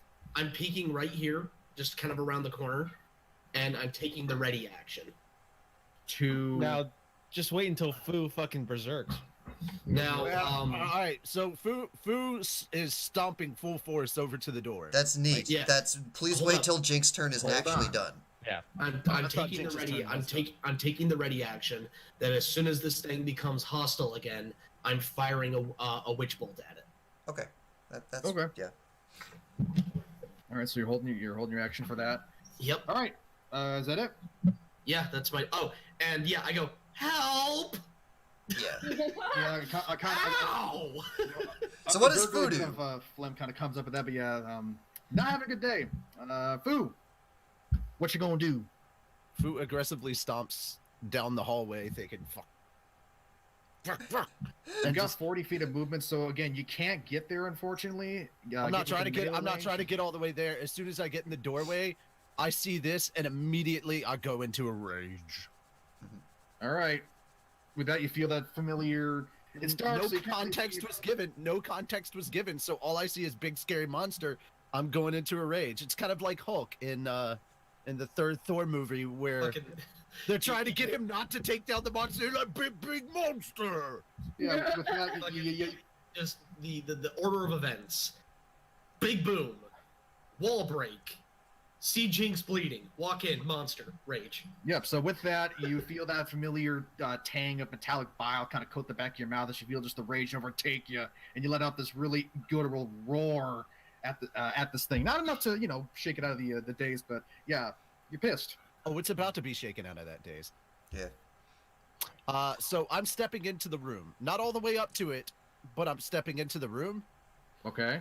I got my axe right beside. Just move me forward as much as you can. Yeah. Where I don't know how much rage affects my movement speed. It doesn't. Rage doesn't affect your movement speed. Okay. Yep. Okay. So is that as far as I can move in? As a quick Yes. reminder, Can I it move only over needs to so I'm fail. not right in the doorway? As a quick reminder, it only needs to fail that save once. I got it locked here until I move away from it, I do something else, or until somebody pokes it. Until one of the three things happen, we have free reign for as much setup as we need. Can I move to the side of the doorway? Yeah, but Aurelia hasn't told me this, and I'm in a rage. Yeah, well, you're gonna poke it as soon as you poke it, and that's what I'm counting on. Yeah. I'll say you can. Like, you Okay, move, kind of shuffle to the side, or Well, no, closer to it because yeah. I'll say you can just So kind that of shift. A little Like bit to I the took side. one more step towards it, and then I'm throwing my axe right at its head. This is pretty much the limit of your range. So this is as far as you're gonna be able to get, and with that, you're making a ranged throw with your axe. Yeah, well, yeah, I can do that. I can Uh, toss my axe. I can yeah. two-handed just throw my axe forward, aiming for his head. Yeah, you can. Just make a I'm Make it looking to embed it right in its forehead. make an attack roll with just your strength modifier, because this isn't designed to be thrown. You're just essentially chucking it. So a d20 plus 3. Okay, using my green, and wow. You got a nat Okay. 20, didn't you? No, I didn't. I got close. I got really close. It was sitting on 20, and then it rolled right off of it. And so strength modifier, that's Plus a 3. 19. 16 plus 3 is 19. Yeah, that hits. Axe. Yeah, it was on 20 and it rolled right into 14 or 16. I'm like, you motherfucker. Yeah, axe screams through the air and just collides right with this thing's right shoulder, and it I just was aiming for the head. That's, yeah. and Who's well, gonna be a little unfortunately- disappointed about that? it's kind of twitchy, so it's kind of hard to get a good lock on that. But with so that, it's hostile now, so that means Witch Bolt goes off, right? Yes. After I do my damage, yes. Yeah. Okay. Don't forget to add your rage bonus to the damage. What is Disappointed my food rage greatly. bonus? I believe by it the is a way? +2, or is it? okay, it's a plus. Currently, it's a +2, I believe. Okay, The so I axe did roll not hit one the head d12 of the Double check that. 1d12 plus 3, and it's either a +2 or a +3 on my. Yeah, bonus I can for double rage. check that in a couple seconds. It is a Oh +2. my god! Also, I rolled a 12. Plus 3 is 15. Plus 2 is Richard- 17. That's 17 damage. hold on. I'm assuming you're using the flame great axe you got, so roll a 1d4 for the fire damage. Okay. Yes. That is another 2, so that puts it at 19 damage. 19. Damn. All right. With that, you let amid your roar, you charge forward, shuffle to the side, and then quickly just straight up, over the head, chuck this huge great axe, and it just careens into this thing's left shoulder, causing it to just pivot and rotate back, and it lets loose this horrible gurgling. This bloody phlegm kind of flying out of its mouth as this. And I just roll right back at it. Your axe it passes clean through it. It cleaves clean through the shoulder, and just kind of embeds itself on the wall behind it, with the amount of force you managed to put behind So, it. Jesus so Christ. like one of its arms is basically, like one of its clawed arms is basically a no-go at this point. It's not totally useless, but it's definitely gonna have difficulty using that arm. It's hanging by a few sinews. it's heavily damaged. So it's still enough. alive. It's enough that Fu is like there's a rush of adrenaline that's coursing through Fu right now. you as a feel that grin rush of victory because you sprints across his face, and he's just like more. and with that, the creature kind of looks to you. It gives a hiss, but in those glowing yellow eyes, you see this understandable fight or flight response start to kick in because it's not hunched over. It's kind of looking uncertain because it is hurting right And now. then It is it looking just gets way up Yeah. at me. Alright. and then it just Okay. gets beat, then hit with a fucking witch bolt Yep. because I'm using Tides of Chaos advantage, motherfucker. Yep. It God hasn't damn it. taken any hostile action yet. No, it is no longer under Aurelia's Oh, control. I see. It's hostile. It is. Eh, Alright. Yeah, Hmm. now it's a time of like debating. This is unfortunately a thing of debating words because it was He should incapacitated. have said right As soon as Fu somebody attacked. As soon as Fu hit him, he stopped being incapacitated. He went back to being like a threat. How would you rule that with being hostile? He's a threat. He's hostile. I'm asking the He DM. hasn't- The DM is he what matters has- on that regard. He has not taken any action that would indicate to you that he's hostile. He just turned to Fu and hissed at him. Yes, but I am aware of how my teacher's magic works. Yeah, but if that's the case, He you should have hasn't worded taken it a better hostile earlier. action, Anthony. You're splitting fucking hairs. well, Tony, that's the you splitting should've hairs is the wanted point of ready Split action. hairs. All right, whatever. There's my fucking roll when he gets hostile. Okay. All right, Lief, your turn. What you gonna do?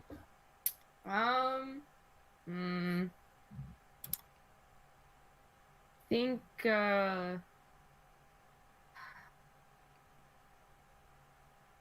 how bad is Jinx? I am She's nearly dead.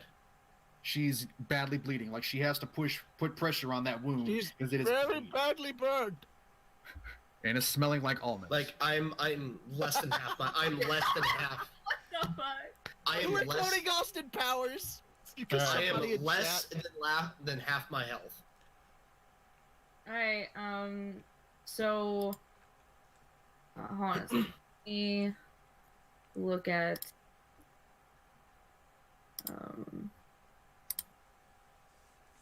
stats.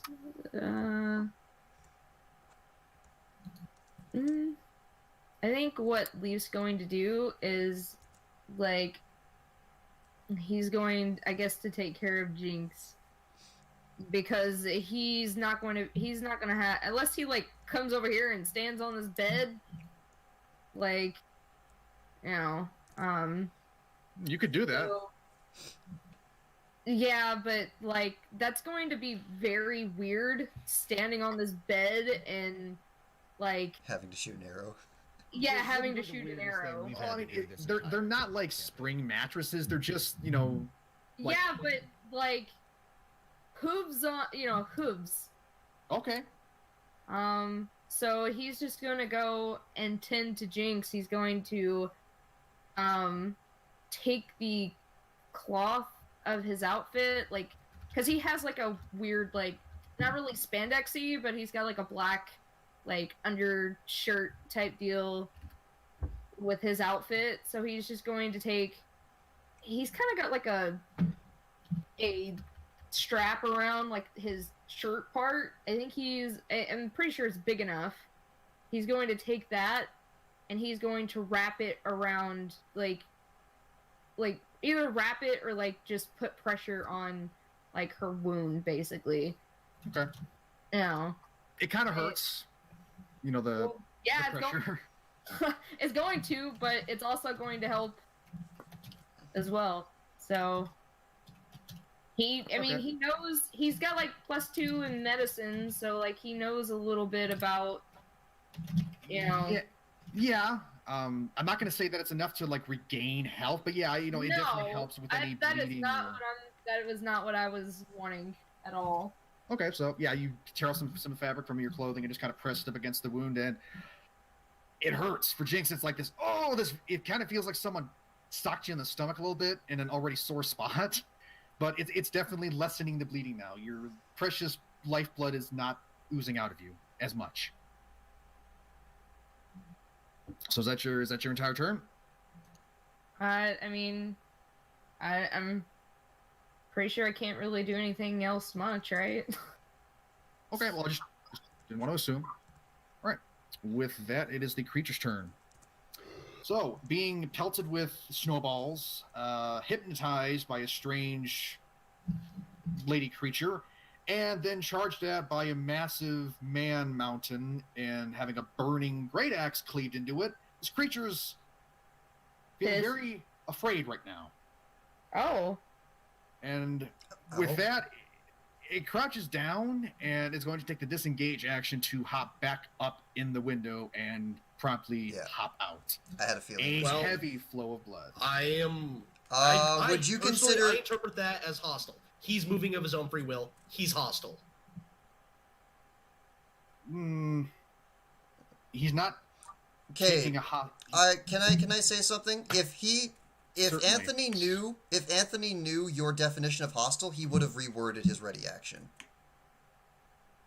Because Anthony would have worded the ready action as, when the hypnotic gaze is not affecting him anymore, I would have thrown the witch bolt. Okay, because I never said hostile action. I said as soon as he's hostile again. Mm-hmm. Okay, I get the feeling this is gonna just be a whole mess. So throw your witch bolt out. He already did. 21. That hits. And I am throwing out a higher level one as well. Because we still haven't gotten our long rest, which is still going to happen, correct? If you decide to rest, yes. We're going to sleep until we wear this off, absolutely. Fucking die. Okay. With that, the chaotic energy in the witch bolt, as it seems to turn to leave, collides with it right in its back. And you hear this horrible gurgling, retching sound as it kind of slumps up against the windowsill, possibly lifeless. Oh. And now my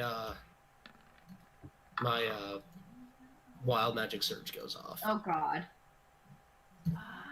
Well, I had to wait for everything to because I know. I know. What I'm saying is, oh God, Lief is standing right there. Shit. Okay, it doesn't go off. Thank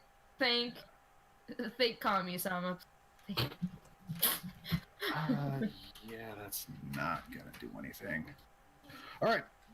With that, unfortunately, its undead fortitude does not kick in because that is way above anything it could have possibly rolled. You rolled a 20 and it still failed. With that, the creature, whatever this thing is, slumps on the windowsill. The whole of its back blasted out in a massive, meaty chunk, and this rotten stench just begins to pour into the room. Enough to straight up, cause Aurelia, even you, Fu, to, fight not to puke up a bit. Since Lief has like a nose, like a deer nose, can he smell it too? You can smell it, however, you're not like immediately in the room, so it's still enough to go like, oh God, that's nasty. I did not want to be in there, but yeah, Aurelia and Fu, it's not enough to be like a status effector, but it's definitely not pleasant.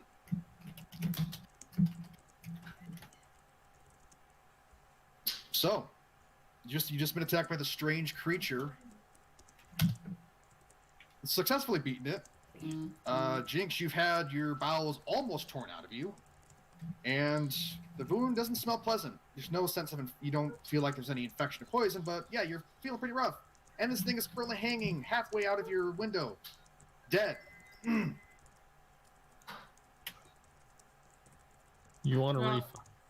Oh, good. We want a refund. Yeah, no, Jinx just goes, oh, good. It's over. And then falls forward. Do I have... Alright, Jinx passed out and is incapacitated with anguishing pain. Well, Leaf's got her. Leaf's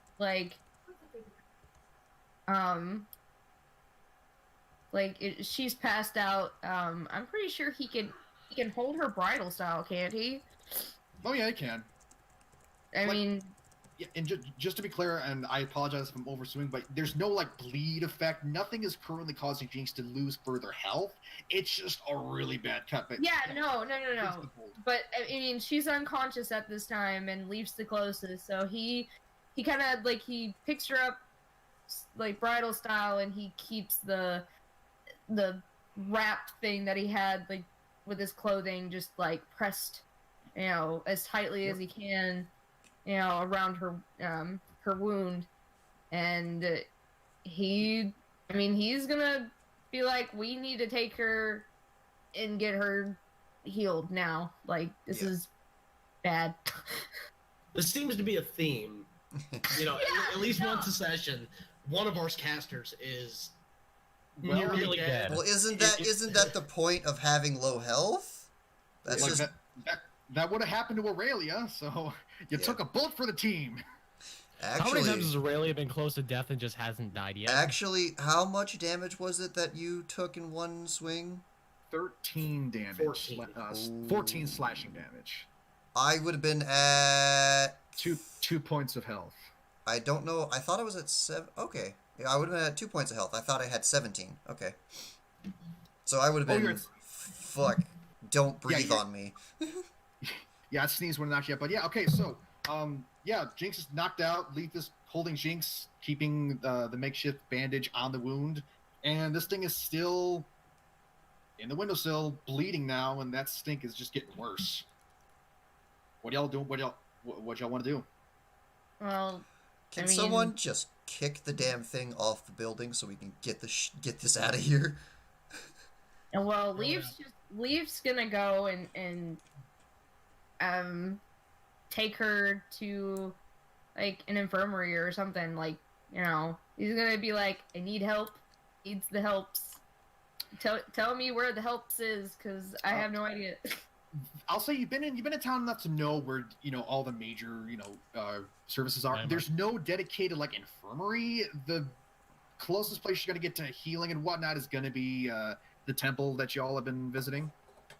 Okay, well, I mean, Lief's gonna just leave and do that. Okay, so Lief's taking Jinx to the temple to get some much needed first aid, divine first aid, but first aid nonetheless. And Aurelia, y'all are still... Well, the first thing that I want to do is get the hell out of this room. Yep. Okay, so Aurelia's gonna leave. What you gonna do? Richie? I'll walk back. I'll walk out.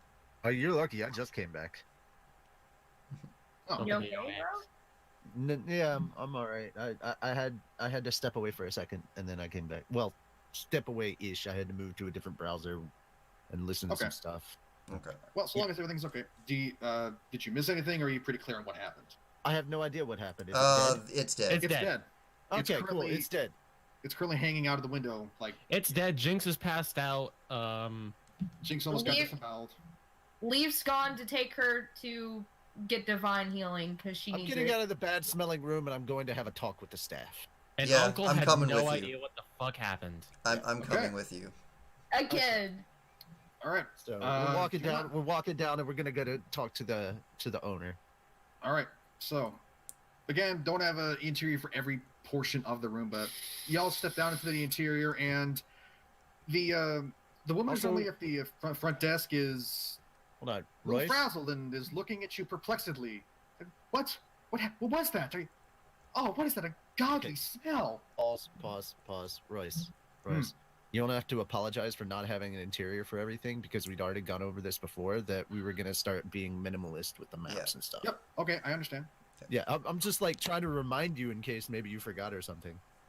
I understand. It's okay. But it's you don't have to worry. You don't have to. It's an Egypt thing. Yeah. So moving down, and the human one from before that you've normally dealt with when it comes to checking in. Okay, I'll look down at Aurelia and be like, you want to explain, or should I? Like, which one of us? There's not much to explain. There's not much to explain. We got jumped by whatever that thing was. Ugly, scary beast, smells like... Oh, God. Smells like death and decay mixed with vomit and hot garbage. It's starting to waft down by now, so yeah. And according to the DM, apparently also almonds. A little bit like almonds, yeah. Possibly gangrenous. Okay. But yeah, she kind of holds her hand over her mouth and says, and she looks at you and says, you were attacked. And she immediately becomes tense because recent attack right outside the walls. Yeah. And Now it happened in her business. Her and her husband's business. Yeah, this thing doesn't happen a lot, does it? This thing, it doesn't have a what? This thing doesn't happen a lot, does it? Aside from that strange incident, yesterday, no.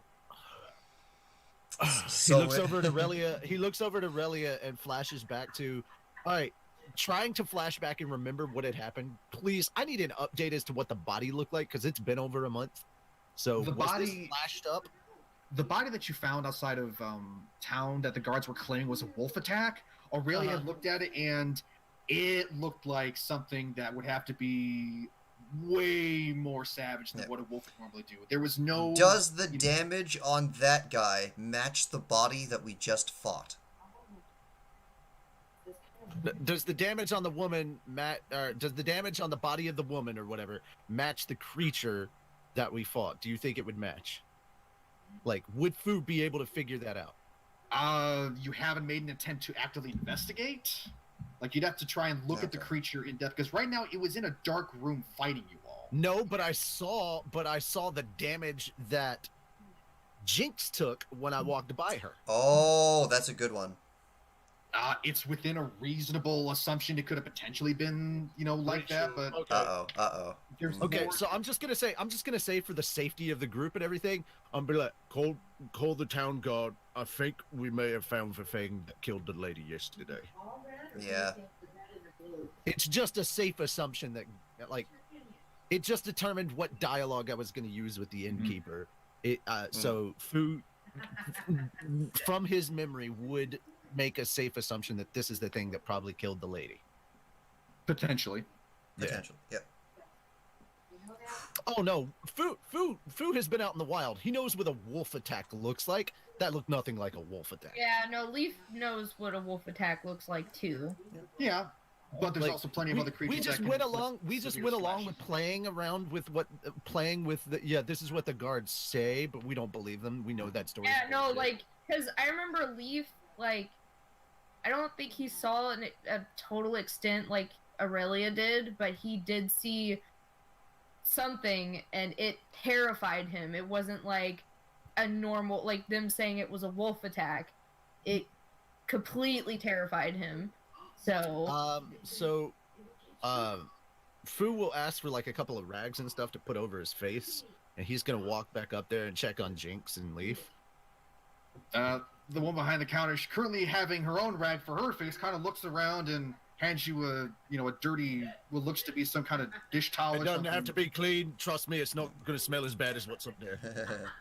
Yeah, if I remember, Jinx and Lief are at the church. Yeah, we're at the Oh, y'all went to the church. Because Jinx is in need of medical attention. And like she is incapacitated at this moment. Yeah, I was like, Tony, you have a backup character, right? I did, but it's actually going to be used in tomorrow's session. Yeah. Okay, so now you gotta get a backup character. With that, the woman kind of pleasantly begins to walk towards the stairs because it smells bad, but she has to know what the heck just happened in her. Yeah. I'm still gonna take the rags, but we're gonna go up and inspect the body. Okay, so you're gonna go up into the room and inspect the body as it's hanging out. Oh yeah, and I'm how far over is the bard? Like, it's pretty close. The inn and pub essentially share the same building. The pub is just kind of separated by a wall. I have to go outside. To get to the pub, or is there? There's a separating wall with a door inside. I open a door. I open a door. I shout at little buddy. No. I don't call him little buddy. I say his actual name. I'm like, yeah, no, Uncle. So not a pleasant wait. What happened? Give me a hooded lantern. Okay. Uncle hooded lantern, and I escort essentially the landlady of the inn. Basically, Uncle just hands it to him and just waves it off and goes back to sleep. Yeah. He don't give a fuck. Yeah, I'm just taking the hooded lantern over there, and I've got the hood over it just in case anything that is coming off of this thing is flammable. taking precautions with this unknown creature. All right, so with that, So, I guess if there'd been flammable materials when I hit him with my fire axe, it would have done something.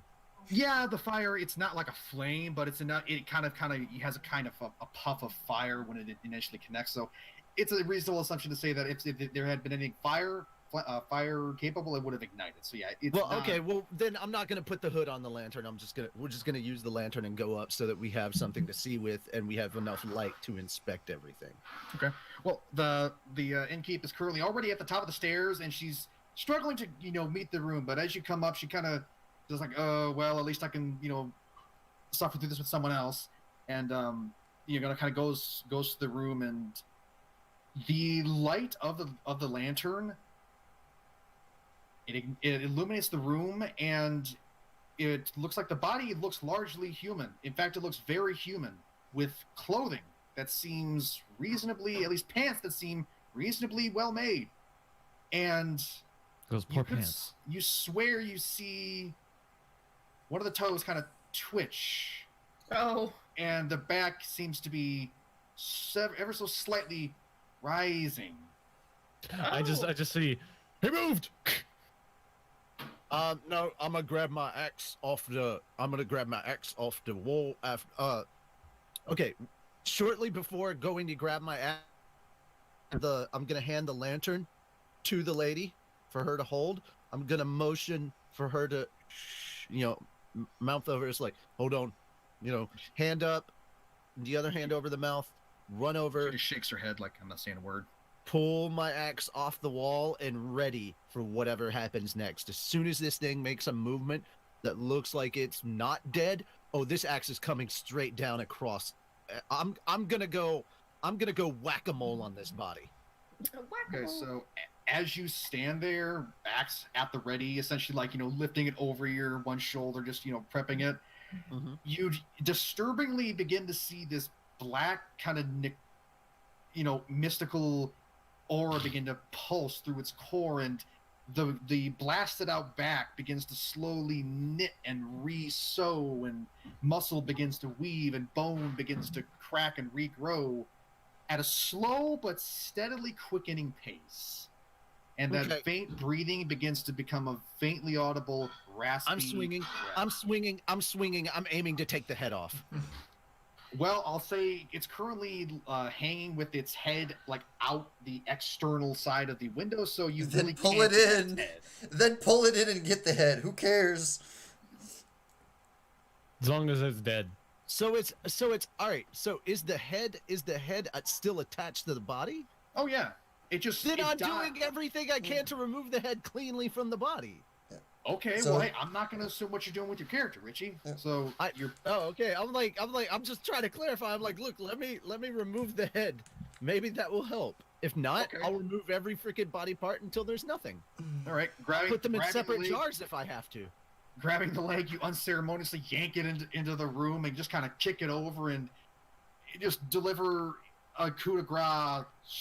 Oh, I was gonna say I had to roll for it. I rolled an 18. So. No, I mean, this thing isn't actively trying to evade you. It's prone. Believe me, there's nothing you could roll. Even a 1 would do this. Well, it's an 18 plus 6, so technically I would have. Congratulations, you severed the bones perfectly from the brainstem. So now I mean, there's there's no a way- surgical. I mean, they do call me Dr. Fu in certain places. I'm certain in certain places that is true. And yeah, you essentially deliver it, and it just cleaves the head clean in two, and the body kind of tenses, and then goes lax. Just, and weirdly enough, those yellow glowing eyes are still open and looking at you. Ew. You ever heard of Dr. Phil? Meet Dr. Phil. Alright. Dr. Fu. You're talking about his knife hands? So is the head and or the other half of the body still trying to stitch itself together? The body itself isn't doing anything, but you see the eyes of the head slowly blink. I think we might need more I'm axe. bringing the axe down in the middle of the. I was gonna say, I think we need more axe. You bisect the head pretty darn clearly. Oh no, I'm And- not trying to bisect it. I'm trying to literally just get it stuck about halfway in, and then pick up my axe with the head still attached to the axe. Great. All right, you essentially smack it into the head. The dull crunch of bone fills the air, and lift your axe up. Your head trophy neatly perched on it, face first into the blade, and the eyes are still glowing, and it's still just kind of existing. It's not snarling, but it's just the eyes blink occasionally, and they look around, and it's still alive somehow. Okay. I'm gonna say, go get a big jaw. Get a really big jaw.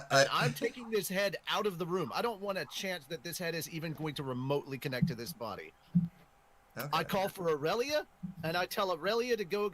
I yell downstairs at Aurelia to wake, to wake his dumbass up. Uncle, to wake Uncle up, and keep, and have at least one magical person and another and Uncle. I need both of you to keep trained on this fucking body and make sure it doesn't move. Shit got really weird. With that, we're gonna pause for now because I've been keeping Anthony and Haley waiting pretty darn long. Sorry, Anthony. Sorry, Haley. You know, pretty considerately, but so pause with that. It's not dead. That's why. Yeah. I understand that, but we gotta let other people play out and enjoy the game too. So with that, Lief you run through the town, and again, it's fairly easy to see where the temple is. It kind of rises up above the buildings, and as you get there, per what seems to be the natural, it is open. Not very full, but the doors are open, and inside it's fairly empty, save for what looks to be two priests, and you're one bum currently speaking with one of the priests. The other priest is currently just standing before the one of the largest statue in the temple and praying silently. He does turn and look to you as you enter, because your hooves make a pretty audible clickety clack. Oh. Yeah. Someone get the coconuts. I wish I had that. I don't. That's something that we need to get for just the D&D session is like a thing of coconuts, so I can just So Lief he runs into the church, with Jinx in his arms, and he's in distress because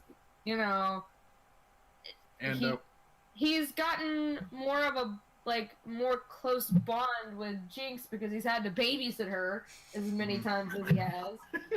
And who hasn't had to babysit Jinx? You. yeah, but Lief has been the babysitter so far. Because Jinx is the reason Uncle drinks.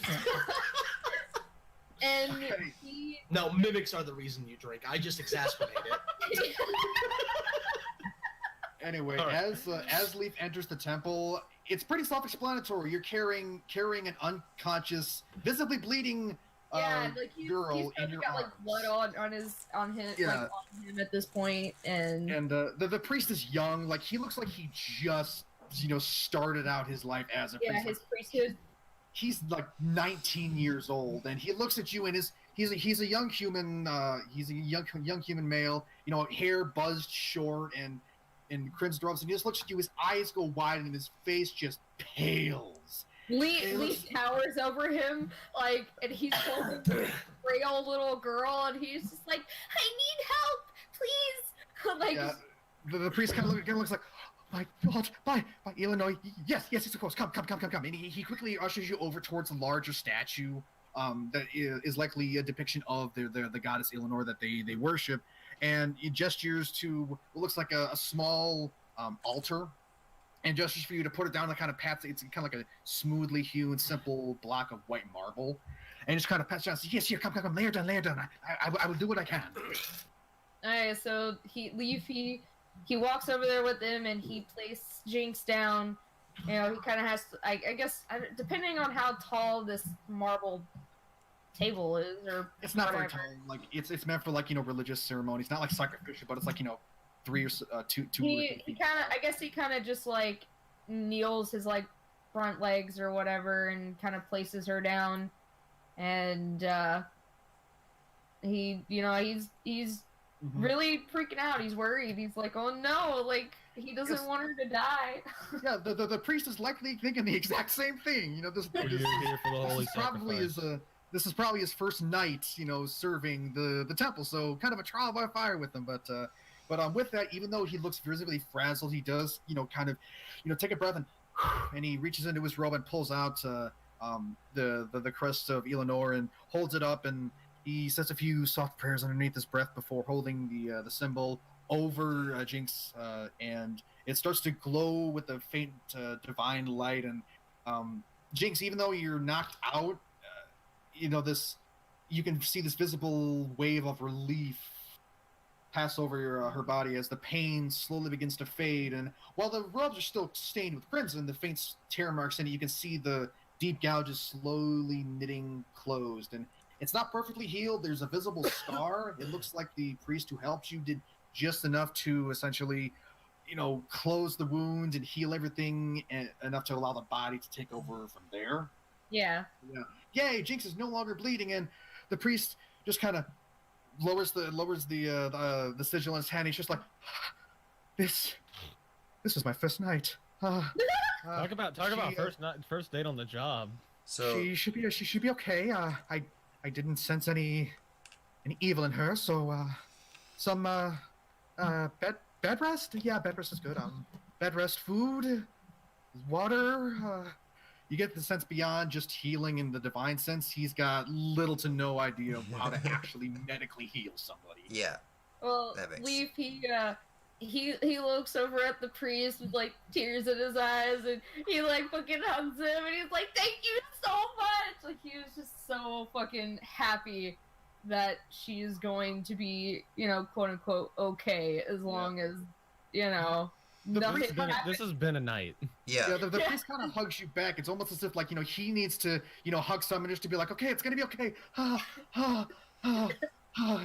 And his breathing kind of slows, but he's still visibly shaken by a deertaur running in with a bleeding person, saying, you know, help.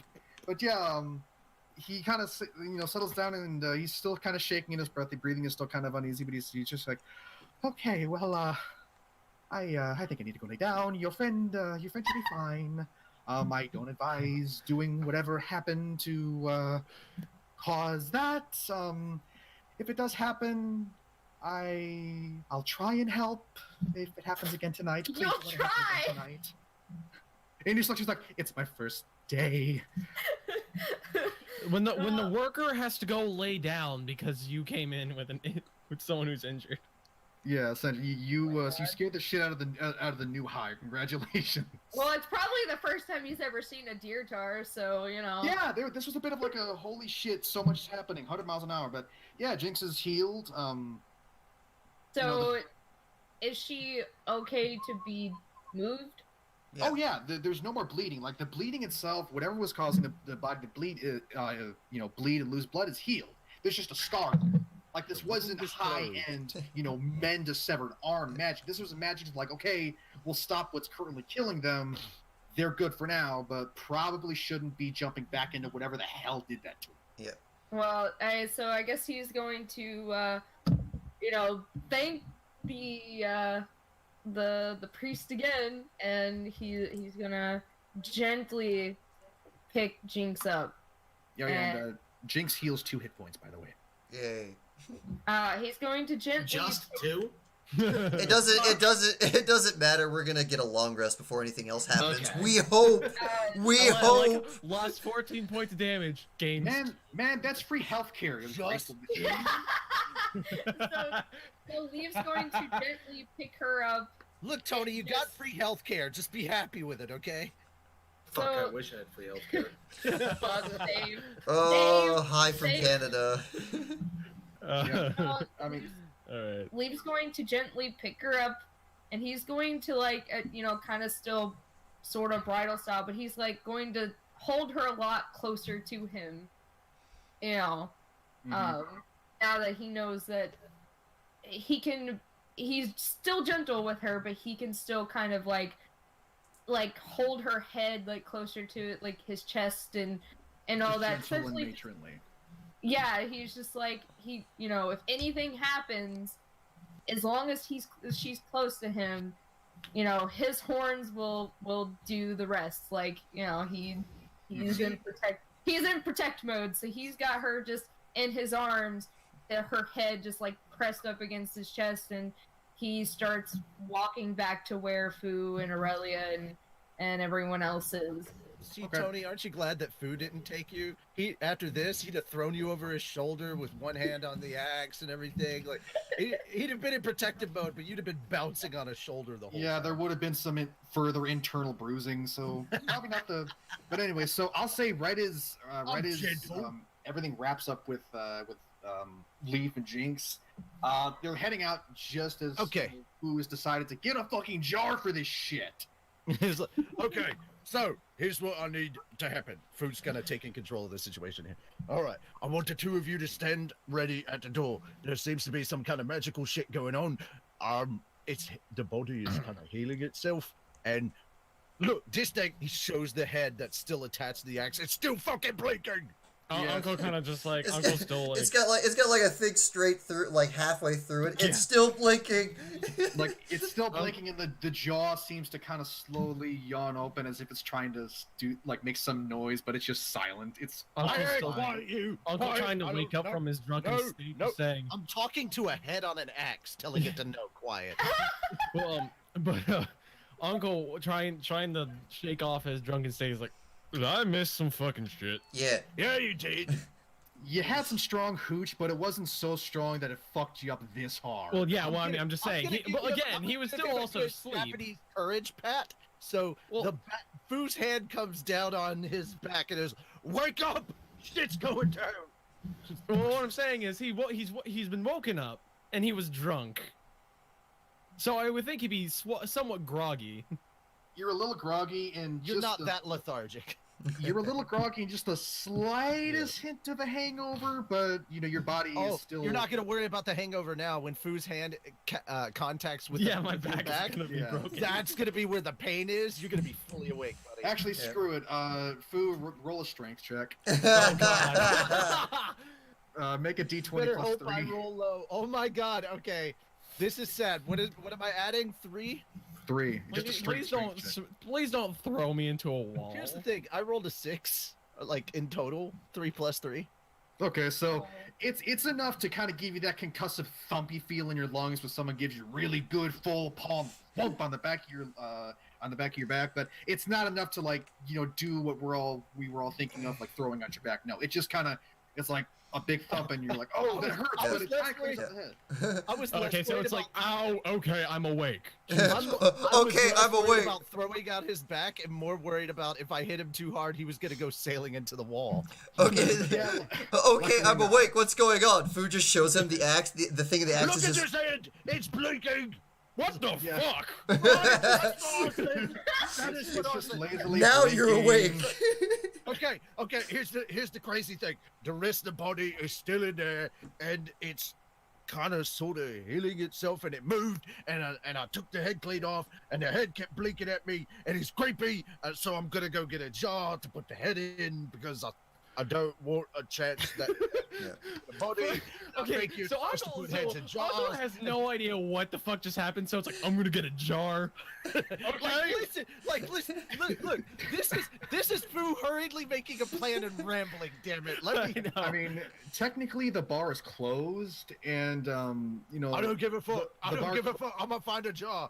I will kill as many people as I have to find a jar. Jaron, the barkeep, he was nice enough. Like, this guy's drunk. I'm just gonna let him sleep in here. He's probably not gonna steal anything. But you know who probably has a jar? You know who probably has a jar? Magic Dude. Huh.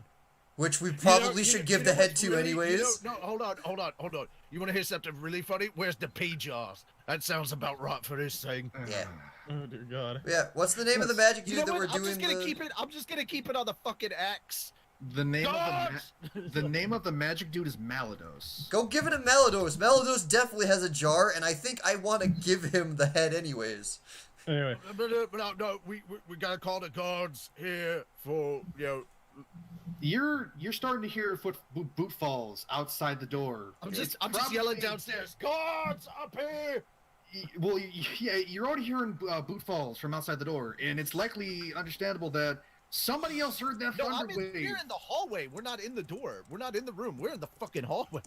I thought you were in the pub. You went down to the pub to get. No. I yelled at him. No, he literally just yanked and Ankel from his seat, back took him up. upstairs, and smacked him on the back. Ah, Yeah. okay. Well, in We're that upstairs. you still hear boot falls, but they're coming from the window. The window's still open, and you're just hearing what sounds like guards starting to make their way through around the town. Okay, so Trying I'm to gonna find- yell. I'm gonna yell to the point that they hear me out the window and out the doors. Like, move with a little bit more purpose. Doesn't tell them anything. Steps better be The guards quicker. kind of look around confusedly and just go back to trying to find whatever was the cause of that eruption. Upstairs, you idiots! Okay, I'm tired of this dead thing blinking at me. It's creepy. I'm gonna. It looks like I picked a good night to get drunk. Yeah, very good night. I picked a hell of a night to be sober.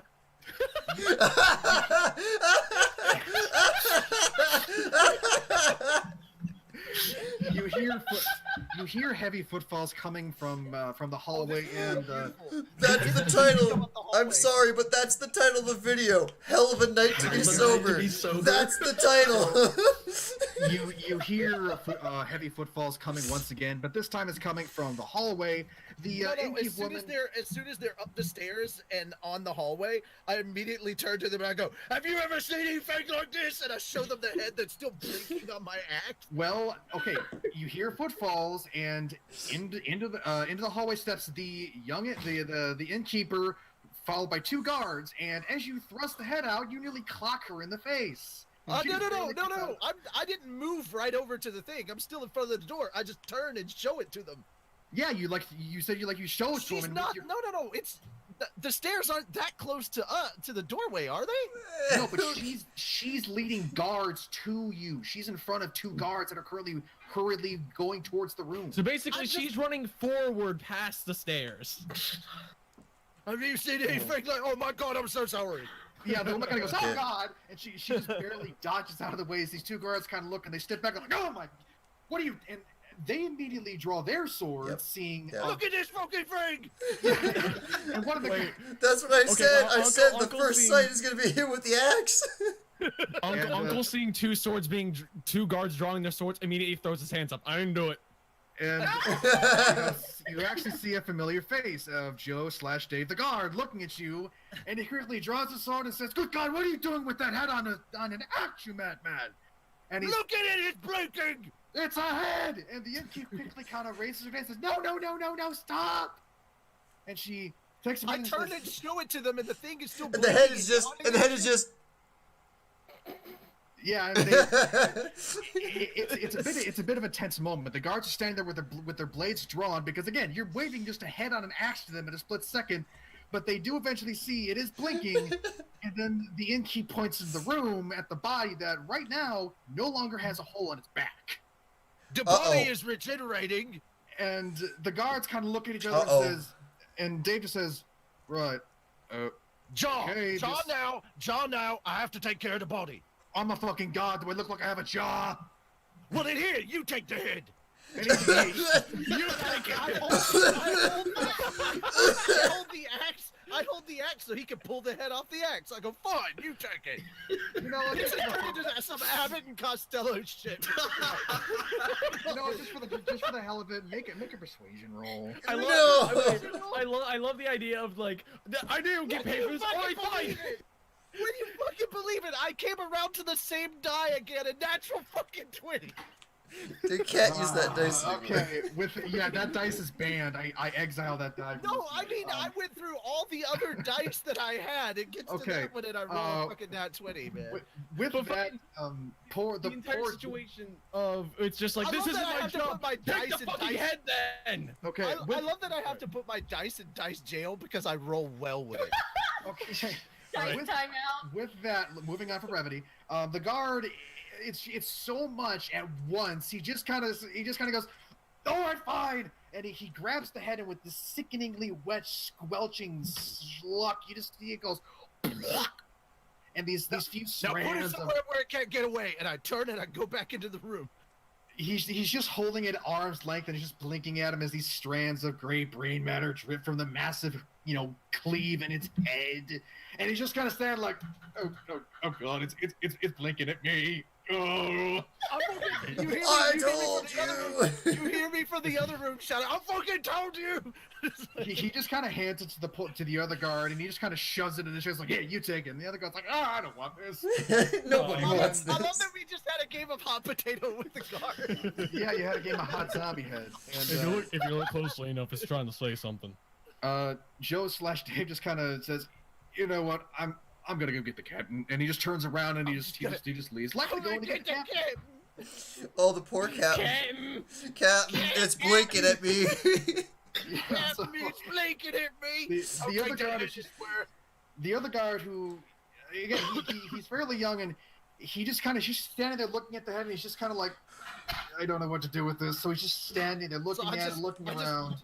I come back out of the room. I come back out of the room real quick and I go, Aurelia, you're magical. See if there's anything you can determine about what the hell is going on. First off, I am amazed that you haven't shoved this thing in the bag of holding to suffocate it yet. Because we can do that. Because we can do that. That is where the body. Well, I mean, it technically doesn't have lungs, so. Oh, good point. We can't suffocate it. It's already. Can't really It's just gonna suffocate eat everything in the bag of holding. Oh shit! Don't do that. You don't know that. Quickly. Okay, I'm calling the innkeeper in because I need them to corroborate our story. I'm gonna go call Melados. Oh, she's in the hall with you. She led the guards to you. So no, I'm back in the room. I'm back in the room. Yeah, and she's right out. She's in the hall, outside, right outside of the room. So she's there. You don't have to go and fetch her. I'm like, look. Here's the thing. I want as many witnesses to this as possible. But if this thing is getting up and moving, I'm putting it in a bag of holding, so it doesn't do nothing. We're just gonna chop up as many pieces as we need to make it fit. She holds up a hand and says, "That's fine if you do it, but please don't do it inside my inn. I don't know how long it'll take to get All right, the window's already open. The window's already The window's open, right? broken. Shove it out the window. I pick it up on one hand and no, shit. I can't toss it out the window because there's nobody there. Fuck. Okay, You can I pick it up toss it on one hand. But there's nobody there. What if it gets up and moves and runs away? I mean, you don't know. You don't know. I don't know if it won't do that. I do not have a 100% certainty that it won't do that. Guard without head downstairs now. Go. Oh, the Oh no! I'm just Dave. gonna. Fuck it. I'm carrying it out of the room, out the hallway, down the stairs, and then out of the inn. We gotta get this thing out of your inn as quick as possible.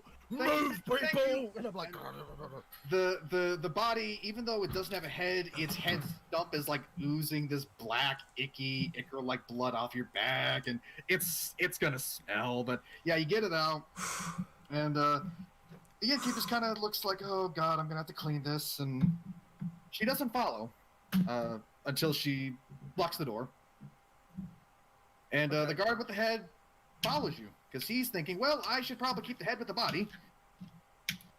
Or don't. No, we want to do the direct opposite of that. No. keep it 5 or 6 feet away, okay? I was just told to hold your head. Stop yelling at me.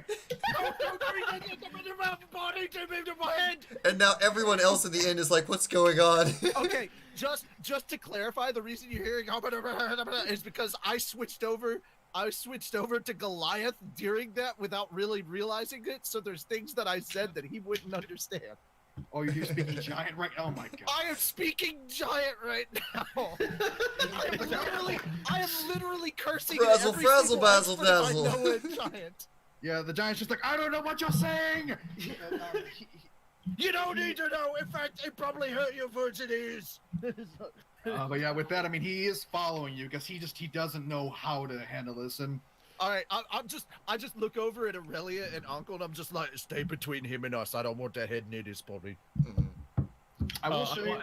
I just want to say, Ankel just watches all of this go down and just, what the fuck? Right. That's how I feel.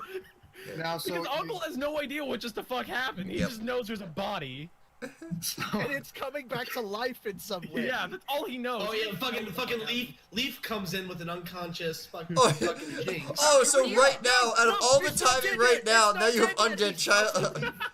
All of a sudden, unconscious Jinx shows up. So yeah, as you all, kind of fumble out of the inn with the body over Fu's shoulder, a guard holding a head. No. I'm literally dragging it with one hand. Oh, I don't have damn that it. thing over my shoulder. Okay. I'm dragging that fucking thing. Dragging a body, a guard holding the head at arm's length. You see Lief returning with Jinx still bridal style in her arms, and then me shouting, "It's still alive! It's still alive!" amid all the it's still alive. Amid all the shouting, you hear a familiar voice of the female guard captain saying, "And what the hell is going on over here that you woke me up?" And I lift the body up and I go, "This is what's going on." And I love hysterical too. And as you hold it up, Joe/Dave the guard looks at you and says, "This, Chief Millicent, this is the thing I needed you to see." And she looks at the body, looks at the guard who's holding the head behind, and says, what? Is that a body? No, Like she said, lost for words. Show it a damn head, you fucker. The guard kind of goes, "Ugh," like he's just grossed out by this intensely. In the head, it looks a little more animated now, like it's cohesively blinking and looking around and like working its jaw like it's trying to snarl and, growl at people. Great. And Millicent, the captain of the guard, just kind of takes a breath and says, "Right, okay, I need to figure this out. You, body, you with the head, everyone else involved with this, come with me." Yes, He goes ma'am. first. We're keeping the head and the body separate. Yeah. I don't Wait, I care, just wasn't- come with me. Wait, I wasn't a part of this. Do I have to go? Yes. You're coming with me, little Jinx, man. at this Everyone's point, Leaf shows up. Jinx wakes up because of all the fucking shouting, and she sort of blinks. Where's all the commotion? It's still alive, Jinx! It's still No. alive! Ruffy, alive! Fu, you need to calm down. Is there a spell I have? I need calm emotions, man. I need. Also, I like how the guard's like, I wasn't a part of this. You're coming with me, little man. Okay. And Jinx wakes up. Fu is screaming. She looks around and she goes, "Oh, hi, Dave." I'm gonna let you guys do this. I gotta God take this out. I'll be back. Oh my Well, god! All right. But so Leaf, he's just like he's still holding on to her, like he's not gonna let her go. He's like, no, she still has pretty low hit points as it is. I'm still dragging the body. I'm just dragging the body. At this point, I'm sorry. I'm just pushing it for comedy's sake. But he's Way too funny. got her really close to him, and he's like protective mother doe mode. Like, no, not the Jinx. Leave Jinx alone. So The guard captain, she pretty much corrals everyone who's in the immediate area to follow her, and as she leads you back to the guard barracks, but she doesn't take you to her office. Instead, she opens up the door. A few guards kind of look bleary-eyed, either from having a long shift or just starting their shift. She turns around and she looks and she turns to you as you're in and says, "Put that on the table now." And she points to one of the tables off to the left that currently is vacant. Talking to Fu or the guy holding the head? Yes. No. Fu's not. We're not putting. He's not putting that body near that head. Okay, fine. Put the head on the table. Put the body on another table beside. Put the head in a jar. put the head in a jar. Fine. Get this man a jar. Damn right. All right. And, Bodies guard- on table. Jars Jars being acquired. What Well, next? I will take the head from the guard that's too weak and meek and whatever. I'm holding the head in one hand. We're getting your jar. The body's on the table. What happens That guard- next? That guard happily relinquishes it. A guard nearby eating out of a jar of pickles. He quickly has his jar of pickles snatched up by the captain, dumps it out, and hands you the jar. Says, "Here, put it in the jar and put it down on a table." Okay, I take my rag away and I tie it around and I gag the fucking head and then I stuff it in the jar and cut it. You gag the head. I'm guessing by stuffing the rag into the jar, right? Well, is the rag long enough that... No, if the rag was long enough that I could tie it around my face, it means I can tie it around the thing, because his head is nowhere near as big you're as tying it around the head, not just stuffing it. Okay, that's a very important distinction I needed to hear. Yes. Okay, when I say gag, I mean I'm going around and I'm tying it. I'm not... Okay. Thank you for clarifying. But yeah, You're welcome. It's gagged now. It wasn't really making noise, but it's still trying to work its jaw. It's just kind of, slightly obscured. You can still see it moving underneath the fabric. But yeah, I don't know if there's some incantation it could say at some point. Like, all I know is weird undead magical thing. I'm taking no chances. I can respect your your admiration for security. But yeah, head is gagged, put into a jar, and it's a little small, so as you kind of shove it, it kind of cracks the skull, and it just kind of slips in with a big... Whatever. Who cares? And the head is... Jar covered, set the jar down on a separate table, and then Fu collapses. All the adrenaline is gone. He's just like, fuck! What's wrong with you? I was the one that had my guts opened. The body is currently laid out. You didn't have to deal with it the second time around. The head is set down on a table right in the middle of two guards who are trying to eat their breakfast, and just like, oh, what is that? And oh shit, that's nothing. The smell alone should have made them stop eating. Oh yeah, that horrible stench is just ruminating in the entire room now. Y'all are just soaking in it now. You're probably gonna smell this for the next day or two, for just how long you've been in its presence. But, I need like 14 baths. Yeah, with that, Captain Millicent, she holds her gauntlet up to her head and says, "Oh, by the gods!" Yeah, I know, right? I know.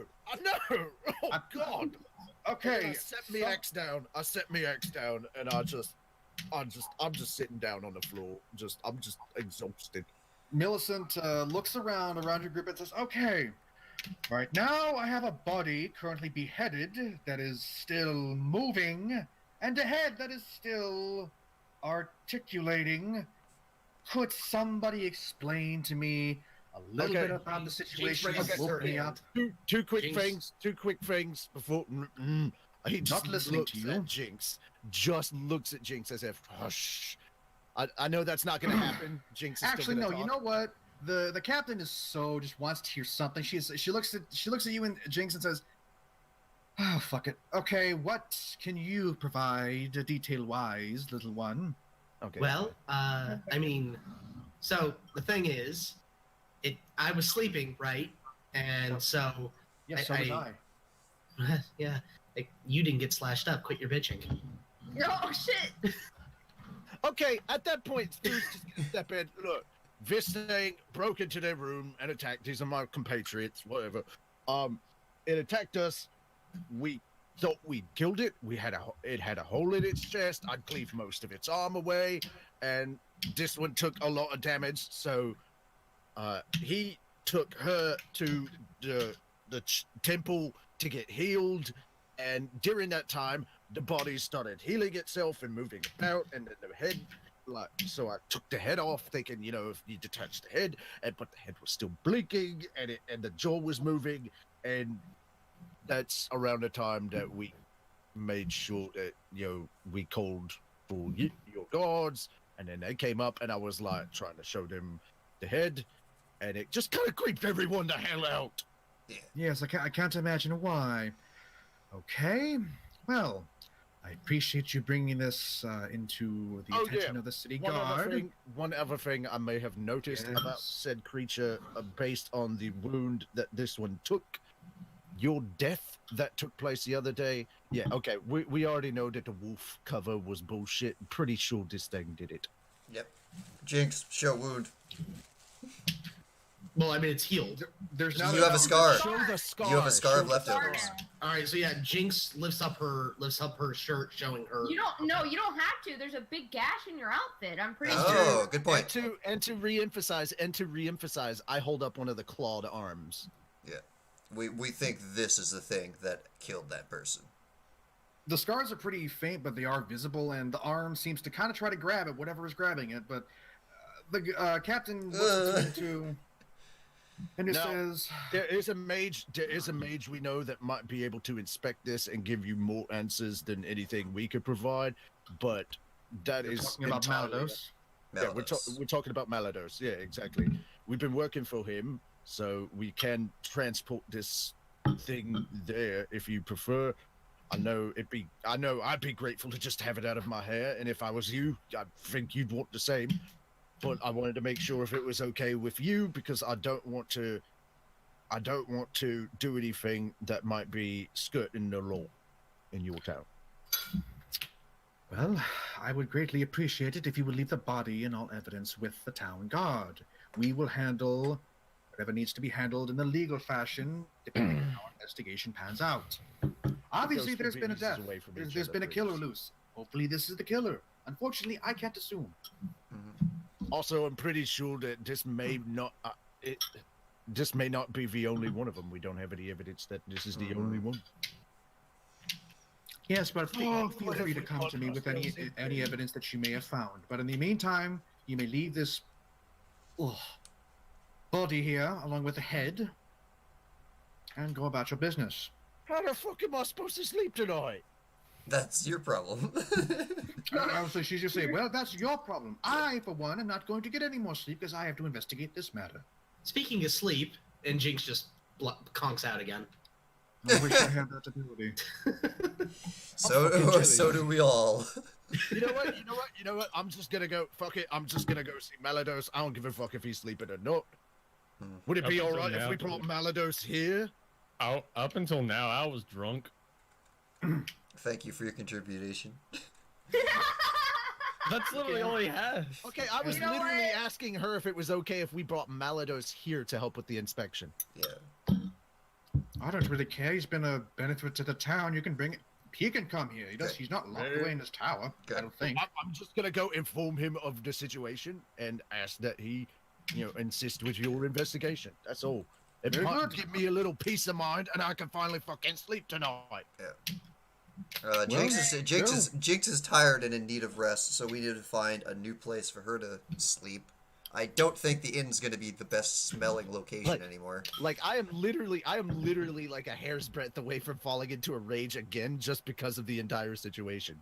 So I'm like, I need some fucking sleep. Yeah. So I'm gonna go visit Malados. Why do I have a feeling that when we get to that search warrant thing, where there's gonna be like people outside the town, outside the building with like torches just in case? Well, okay, so excuse me, I was choking. If she's gonna be up all night, you might as well go ahead and get the search warrant shit taken care of. Yeah, I want some sleep first. Yeah, going to sleep. All right, so everyone's safe for Fu is okay. Aurelia's going to sleep. Jinx is going to sleep. Fu wants to go to Malados. I'll go with Fu. Lief, I'm awake. Lief is basically like not going to leave Jinx's side at this point. Lief is Mama Deer at the moment. Okay, Yeah. So I'll go. So Uncle will go Papa with Fu. Deer, rather. All right, so the bro squad are going to go see Malados. Bro squad. Bro squad. Lief and Fu had their bonding moment. Now it's Fu and Uncle. They've already had their bonding moment like a couple of sessions ago. Be sober, you know. Now it's time Yeah, but Now it's time for Bro Squad to take over. No, now it's time Did for you the actually, squad big and Carson? smalls to go. Carson, did you actually watch the bonding moment between Fu and Lief? No, I haven't been able to go Wasn't back there. and watch the actual thing. That's even better. That's even better. Yeah. What he doesn't know is even better. I can go okay. back and watch it. So All right, so No, I mean for like playing your character, it's even better that you don't know, yeah, because your character wouldn't know. yeah. okay, so with that, you do recall that Aurelia, when you first got to the town, you were given a keystone by the cab driver, the wagon driver. Yeah. Yep. And that, so unless you recall, Aurelia was the one who has that keystone. If you're gonna go see Malados, I'm gonna give you the keystone. Thank you. All right, you're given that. Yeah. The inn, I'm just going to say this ahead of time for the sake of brevity. The inn itself, the aroma seems to have died down a bit now that the actual source of the stink has been removed. And outside of the room, in the actual room in which this transpired, it's not too bad so long as you stay within your room, at least 2 doors down from it. And there are plenty of other Ian, rooms. one quick moment. While we were doing the exchange of the keystone, I hand Aurelia 5 gold and tell her to give that to the innkeeper for the damages. Okay. All right. I'm sure she'll appreciate that. Yeah, I'm sure she will too. Well, Lief at this point, like I said, if the innkeeper is going to tell him he can't be with Jinx, then he's going to cause trouble. There's The no innkeep way. doesn't care so long as you got money to pay for, a room. And Well, I know she separated us by gender, so. I don't think that's going to be an issue in this current situation. Given the situation, she doesn't care. You're going to still sleep here and pay me even though I was just broken into by a murderer? Okay. A murderous monster? I still have business. Yep. Technically, you already paid her, so she's already got her money on it. But I mean, you paid for a night, you still have your night. Okay. So we're all good. You're given like 2 new rooms to go to while the other room is. Not to mention, we paid her for the damages just then. All right. Yeah. So anyway, we're all good. I'm gonna go. You're showing new rooms. They don't We're stink pretty as good bad. customers. With that, Bless you. Well, Lief is going to go and lay Jinx down on one of the beds, and he's just gonna park himself right next to her. Like, he's just gonna. She is fucking out. he's gonna like lay, I guess, have his deer half just on the floor, and then like just, I guess he's not going to really like sleep. I guess you could he like kind of like how cats sleep, like they take their little cat naps where they like sit up and sleep, and that's. I mean, there's no special feature that allows you to take like a long rest while also being in like a meditative state. So you can do that, but you will not benefit from a long rest. I would just take a long rest, man. Well, I mean, at this point, I'm just playing it as, She's gonna take first That's watch. fine. She's gonna take first watch until Fu gets back. Essentially, I'll bet. Yeah. Well, I mean, Like that can happen too. It's just that, I'm trying to bring in the deer aspect. Yeah. And that's perfectly fine. So you're choosing to just kind of not be on alert like an owl, but just sort of like be calmly. Well, yeah, just like have their eyes closed, but like a light sleep, light enough to wake up if need be. Yeah, I'll say on alert. for any resources you may have. A long rest. I don't know if you've gotten any resources, but you can take a short rest. But that's pretty much all you're gonna get out of it. Well, unless everyone is there in the room together, he might not get any. So if Fu comes back and we'll be coming back. We'll be coming back. Okay. So Well, we can half and Aurelia's with you. We can half and half it, and then that gets everyone a long rest because I know there's something about that. yeah, you could. Well, I mean, we'll be back in like an hour, so It's all we're all fine. Depending on what happens, but given Well, what you're so going I for, guess- it shouldn't be too much. I guess Lief will let Aurelia sleep and till they get back. All right. And he With watch. okay, with that, Fu and Ankel, y'all both go to the portal, and Keystone works just as it always has. You hold it up, and it warps you away. That same situation, we vertigo now and return just- to two bros and a mage. Yeah. Team Biggie Smalls. All right. And Yeah, biggest Anyway. smiles. that squeezing sensation of vertigo comes and passes, and you're once again in the tower of Malados. I'm not being gentle. First thing, I'm not trying to like make my footsteps sound light. I am making my noise and stuff. What was the ferret's name? Noodle. Noodle. Thank you, Carson. I That's like the toss a one gold, thing I remember. I toss a gold coin randomly into the air and I go, no. Well, as you appear, you immediately see Malados, and straightforward at the very end word of the room, you see Malados, and he's busily scribbling something on a piece of parchment, and your shouting of "Noodle" causes him to suddenly jump and go, "Hi!" And this sudden abrupt eruption of magic just goes poof. Oops. The fun when it happens to you now, is it?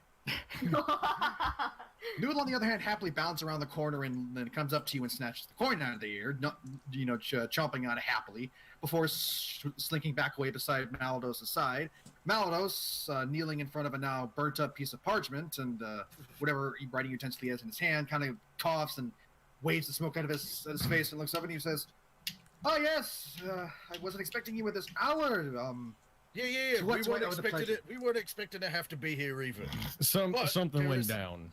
There's an urgent matter that requires your attention, and the guards would like you to help in an investigation. And you might want to sit down for this story. It's a little bit long and weird." Well, So I sit down and proceed to tell him the events of what took place tonight.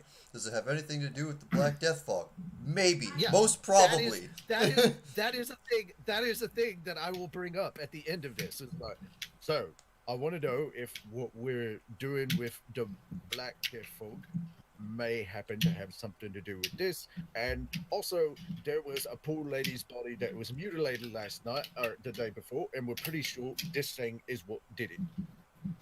Malados listens attentively, and even though he looks visibly exhausted, much different from I'm there with you. It's much different than what you've always seen him. Every other time you've seen him, he's been full of energy and just alive and bright, but he is just beat. But he still listens to you, nodding his head, and he just kind of scratches his head and hums to himself. Well, if it's been any connection to my research, I mean, if this thing is still articulating even after you've beheaded it and gagged it, yes, broke its skull to get it in a jar. That's necromantic magic if I've ever heard it. Oh, yeah. You can necromance if you want to. I'm not doing it. What? I don't like undead. Look, you can leave your... I understand you can bring our friends to life, and if our friends aren't dead, and if they're not dead, then they're no friends of mine. But still... The look on I'm so gifted. I'm so gifted to have these players. Face was fucking worth it. And now you also have a thing you can add to the thumbnail of this episode. Oh my god! If you want to, we can bring your dead to life. I'm so glad that I decided to use my webcam. I am blessed with wonderful players. Yes, you are. The saddest fact is that I did that all the characters' food without missing. Maldos just kind of cocks his head to the side and just kind of shakes to the side like, yes, okay, that was weird. And he says, well, if you do recall, you did, that temple you went to that you get the scroll was the temple of Orcus. A wild cat. Great demon of undead and death, and this creature that you describe seems to be exuding some kind of undeathly magic. I mean, it's not too much of a stone's throw to assume that it's connected. Messed up stuff. Mm-hmm. Okay, we were talking at the same time. What was that, Richie? I said I knew that mirror was some messed up stuff. Mirror? We told him about the mirror. He knows about the mirror. Okay, Aurelia, Aurelia told him about the mirror that you could talk to the other realms. Right. Sorry. Tired guy. Well, this is disturbing. Well, I mean, I'll come to town and see what help I can offer. I would certainly like to look at the body and see if I can find any magical essences to it. But please, one last thing. Well, yes. You don't happen to have anything that would help me get some sleep tonight, would you? Because sleep. I had a really messed up looking skull head attached to me axe.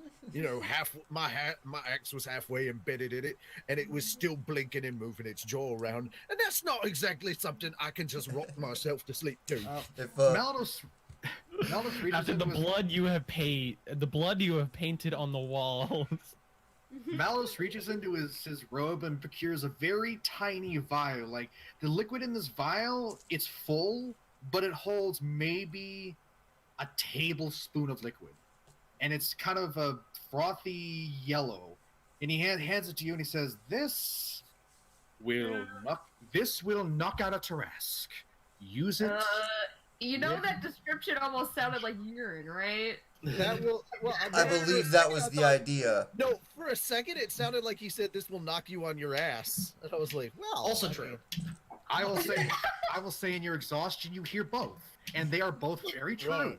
And they're both what I was looking for. So Anyway, with that sleeping issues aside, I have been needing to get a hold of you, and unfortunately, I misplaced my spellbook. I have made a breakthrough regarding that the death fog. The information that you brought me. Oh, the catalyst, the black stuff, the stuff that you brought me. It is indeed the catalyst to create the death fog. However, in order to actually create... Wait, that's right. There was black stuff kind of similar looking coming out of that body.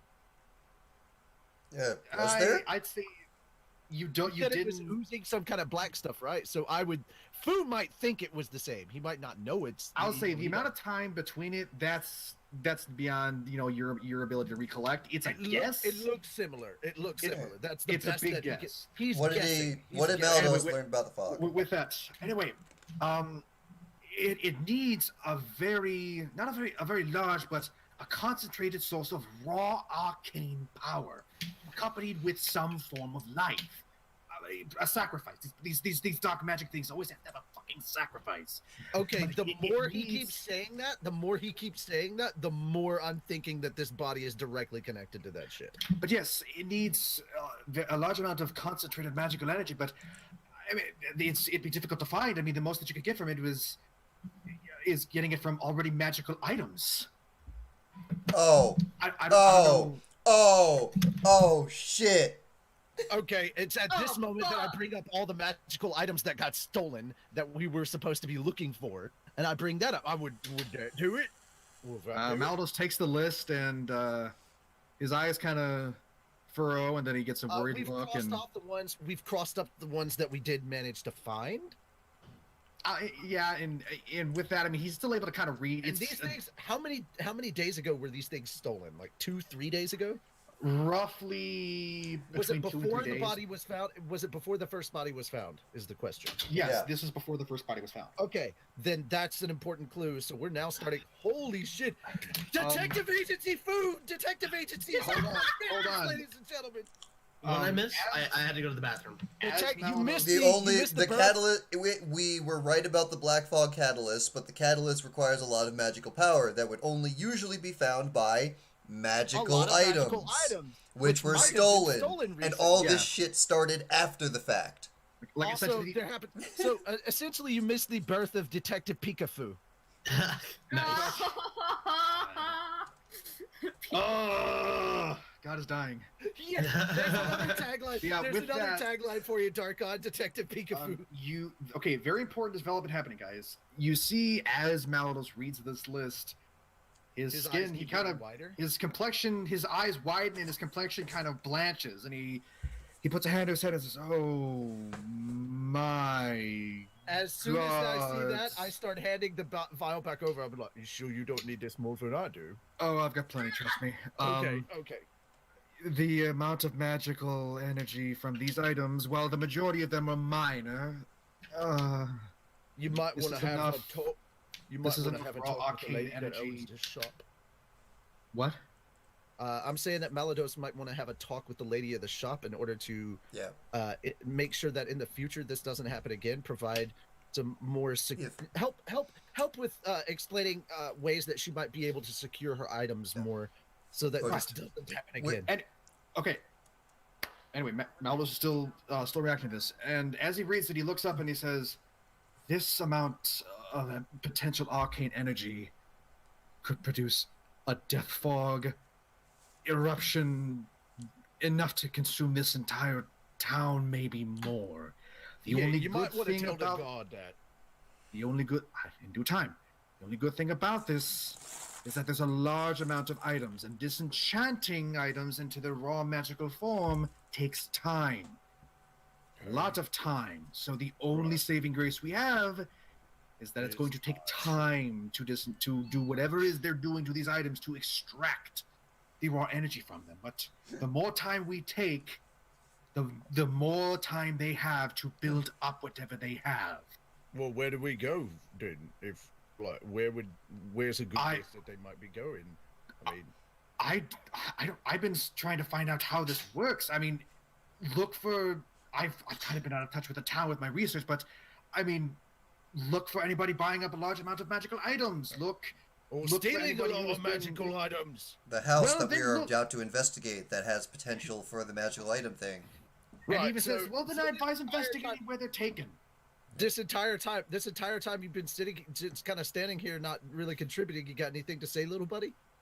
Sorry, that family Biggie's just been got home. talking. Where's Smalls?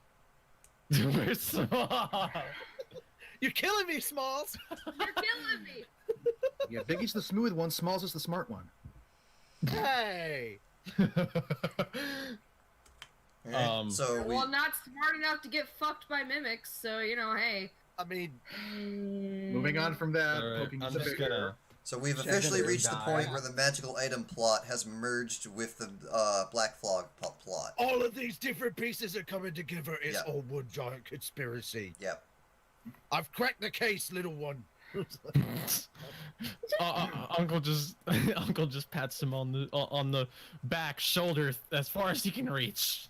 You probably touching my calf or my knee, buddy. His Probably. butt. Oh, Just like Don't pat my butt. no, his calf, just patting his calf. It's like, good job, man. You did good. You did good. Maldos does the gut to you and says, right, well, I'm going to go to the town. Fuck sleeping apparently. Let's go. Right. So he comes with Wait you till and you see it. Wait till you see it. Then you'll really not be able to sleep. It was an adventure because I woke up and then I saw a body and then Foo freaking out. It was an Yes. adventure. with that he grabs you two and practically drags you back to the Oh, teleporting no. pad. I'm walking back. I don't want to be here much longer. Apparently, I'm being dragged, Oh, he's not leaving you two in his tower alone. Fuck no. especially not a thief. And you all are promptly warped back to Bexley. Okay, I'm headed Without back to the room whoosh. now. I don't want none of this. I'm going to leave a note. I'm going to leave a note on the back of the door when we get back to the room. That essentially is going to say, when get breakfast, come back up here. We really need to talk. It's very important. I'm gonna leave it on there for everybody else that's currently asleep when I get in the room. Then I'm gonna take a little. I'm gonna put a little bit of that stuff on my pinky. I'm gonna take it and then pass the fuck out. You put it on your pinky, you taste it. It tastes bitter, then sweet, then hot, then sour, then black. God. In the span of It tastes. in the span of it 5 tastes seconds. black. It tastes black. No, you're black. Oh, I was fixing to say. I was like, what the fuck does black taste like? Yep. Racist. I must have cut out. I meant things go black, like as in like you Okay, taste it and okay. then you are knocked out. It's like, man. Like get light that- switch goes boom.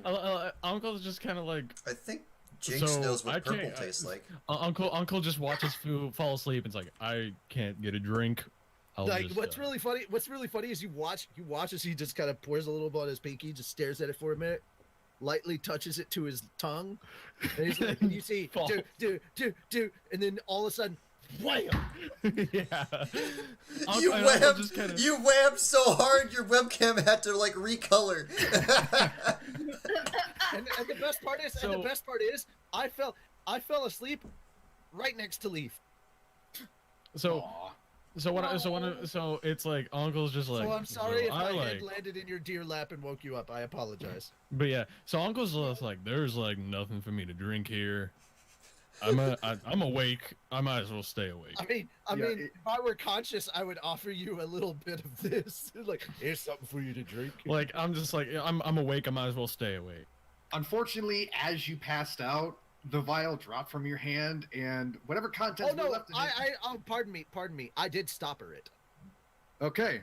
I did stopper it back up. Yeah. Okay. my bad. As you stoppered it, and then promptly passed out a couple seconds later after you tasted it, you dropped it, Yeah, but It it's broke. not broken. and it broke. You bastard! He's not going to let us have something that can knock out the Tarrasque. Yeah. No. Nice try. But, He's a lot With that- smarter than I am in that regard. yeah, no I would have half-off let- potions for you. 50% off potion. Shut up. But, I'm never doing that again. Yeah. So Uncle's just like the bar's closed. There's nothing for me. There's nothing here for me to like to really make me fall asleep, so I might as well Who's stay awake awake at this moment besides you?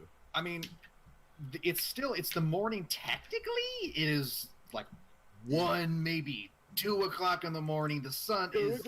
You only need 8 hours Not even for. You only need 8 hours As far for a as I long know, rest. Doesn't matter when. I don't know who else is like awake. How long have we been up? Like, is it an hour that's passed? Is it 2 hours? I'd say that's it's been passed? roughly, given how everything's happened, it's been roughly an hour, maybe an hour 15. Okay, so not long. A lot has happened in an hour. Yes, Yeah. Combat is quick. It's only 3 seconds per round or 6 seconds per round. correct. Yep. So Anyway, but yeah, no. I don't know who else is awake besides me, but I'm just kind of chilling. I'm Well, chilling, keeping watch. Okay, then before I took the thing and passed out, I said, "You keep watch," and then okay, so Uncle, work unfortunately, on this since you, bitch.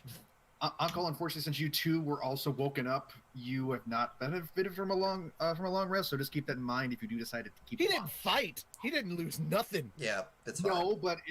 No, but if you do skip sleeping, there is potential of getting exhausted because you haven't got exhaustion. Yeah. Yeah. He deserves the exhaustion. He didn't participate in the battle. Well, he food. was So too busy Food's getting knocked out. drunk. He was Food's busy knocked getting out. drunk. Jinx is knocked out. Lief is watching over him like the mama deer that he is. Disregard Papa that. Deer. Well, It's just confusing. let's Papa just Deer is watching over Jinx He- and Fu right now. if he was ever in a relationship, he would probably like be gay, but he wouldn't be sexual. So it's He's like Okay, so He- did we get a long rest or not? Yeah, if everyone's I'm pretty just much saying he would be the mother. Quotation. No, okay. Okay, well, if everyone's pretty much About partway through the night, Fu wraps his arms around the fluffy pillow fur of the deer part of the deertaur, and it's just like just kind of mumbling in his sleep. Well, It's normally, Just mumbling in his sleep in giant. Does anybody here speak giant? No. I don't think so. Nope. you're the Okay. only dude. I actually think Jinx does. What? Would No, Jinx you- be Would Jinx be conscience? Yeah. Conscious? Yeah, but you're no. asleep. Yeah. That's enough to hear it. No, Okay, she's fine. not conscious. But Okay, actually, then Why he do would you not- he speak would not- giant? I speak giant, deep speech in common. Why did you Fuck, speak I- giant I again? Gnomish. Oh, I I speak remember why you speak giant, because they're really big, so they must have a lot of magic. That's what it was. Exactly. If you were awake, you would have heard me call my son's name out. That's all. Okay. Okay, Oh. so everyone is going to sleep, I'm assuming. Yeah. Yeah, very- once Uncle and Fu arrive, that's when Lief, I guess, Clock you know, Relaxes was a bit. Fully Listen, falls asleep. a little less alert, and you know, he's like, well, I'm not going to be any good to anyone, you know, Tired. so. So goes you're to sleep. all kind of collected up in a single room. Yeah. Yeah. Yeah.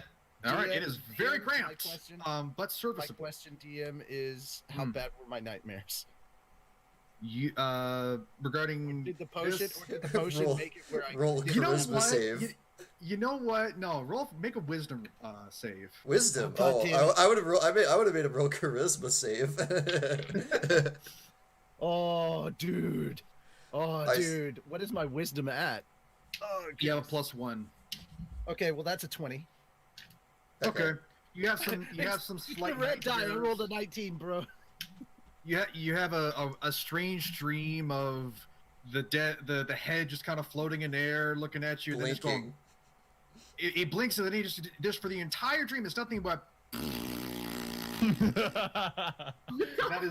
that is all that you dream of for some strange randomly reason. at some point, I may accidentally wake up Lief because I'm just like giggling to myself in my sleep. It's just, I just see Fu. Well, I'm going to interpret that as everyone had a very peaceful rest. it's just Yeah, like, everyone it's has just like at some point you just like So, was is like he a like, child. is he like cuddled up to Lief's leg, or like? Belly. No, I'm literally laying on like where your ribs would be. Like I'm using your deer body as a pillow. Oh, Okay, well, so I mean, I was Because you're gonna warm, say, and Fu is gravitating towards the warm, comfy thing. I was gonna say, like, you know, like his back half, like his like middle area, I guess you'd say, like Yeah. would be a better the belly. cuddle than Yeah. like. I'm that's where I'm at. I'm like laying my head against where your ribs would be, but like my body is between your front legs and your hind legs. Okay, deertaur anatomy aside, of where the most fluff is, everyone pretty much enjoys a fairly peaceful slumber.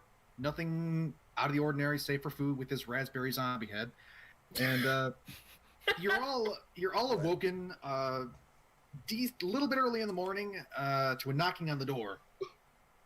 And you hear your friend John/Dave the guard saying, "Yes, hello." Uncle, being like the only like real awake one, walks over and opens the door. Hello? Wait, Guys, he can open it. Is he actually coughing, or is he doing God, this? are you okay? Damn, Dave, quit smoking. That is, you gotta respect his ability to like be like in character for this man. He commits to the bit, man. Dude, I have to play a guy that's choking. Well, time to do this. I just have to say, I'm surprised Ankel can reach the doorknob. Yeah, Joe/Dave the guard was drinking some water and decided to try and impersonate a fish. Okay. Food just starts clapping. I fully respect your commitment to the roleplay. When are you planning on going to the theater? When are you gonna be on Broadway? With that, hold on.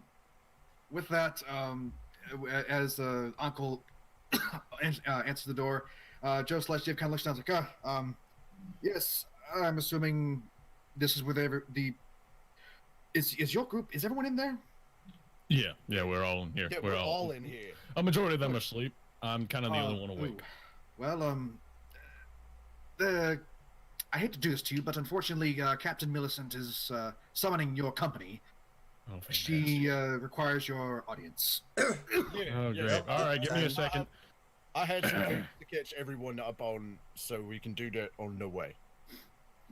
Oh, I was literally gonna say, all right, let me wake up the big one. I am awake. Do you have any like meat or something that can give a smell? At that moment, you hear no. As I look over and see the broken vial. Never mind, he's awake. Never mind, he's awake. We're good. Joe/Dave just kind of looks like, I mean, we might have some rations at the guardhouse, but just prepare something, because he's gonna be hungry. I make the promises. Please come to the guardhouse for Captain Millicent's summons. No problem. All right, everyone. It's time for you to wake up. We gotta go. Alright, well, Lief gets up and it's from food screaming no, freaking out over that should have woken up like everyone. It did wake up everyone, and Aurelia is in the exact amount of I hate life wake up that Lief was terrified of. Oh, well, Lief doesn't care about that right now. He looks over at Jinx and wants to make sure she's okay. And so, like... Have any weird dreams? I said everyone had fairly normal dreams. I did include Jinx in that. Okay, well, because I know she's kind of a special case in that regard. It's about very special in many cases, but no, unfortunately, no weird dreams. The arm is normal. Fu looks around and sees that everybody is awake and goes, "Okay, everything we've been encountering is all connected.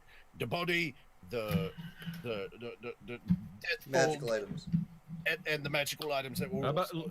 All right, Fu, we can let them all know as we walk to the guardhouse. Yeah.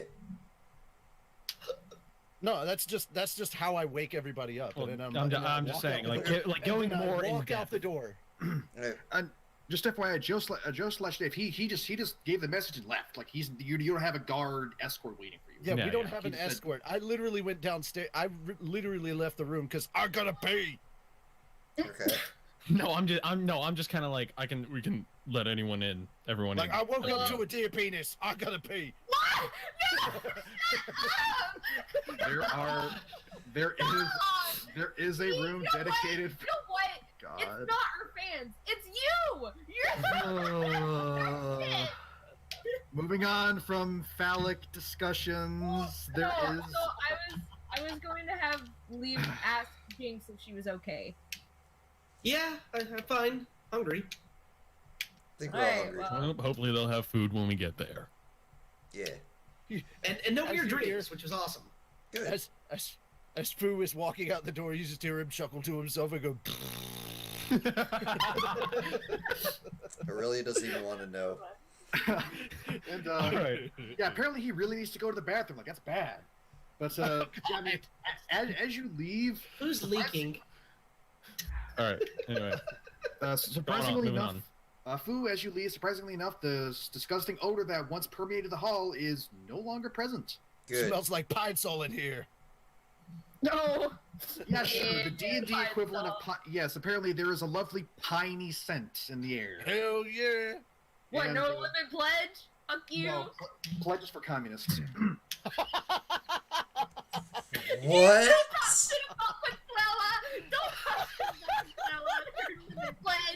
What? Anyway, moving on. We live in a capitalist society.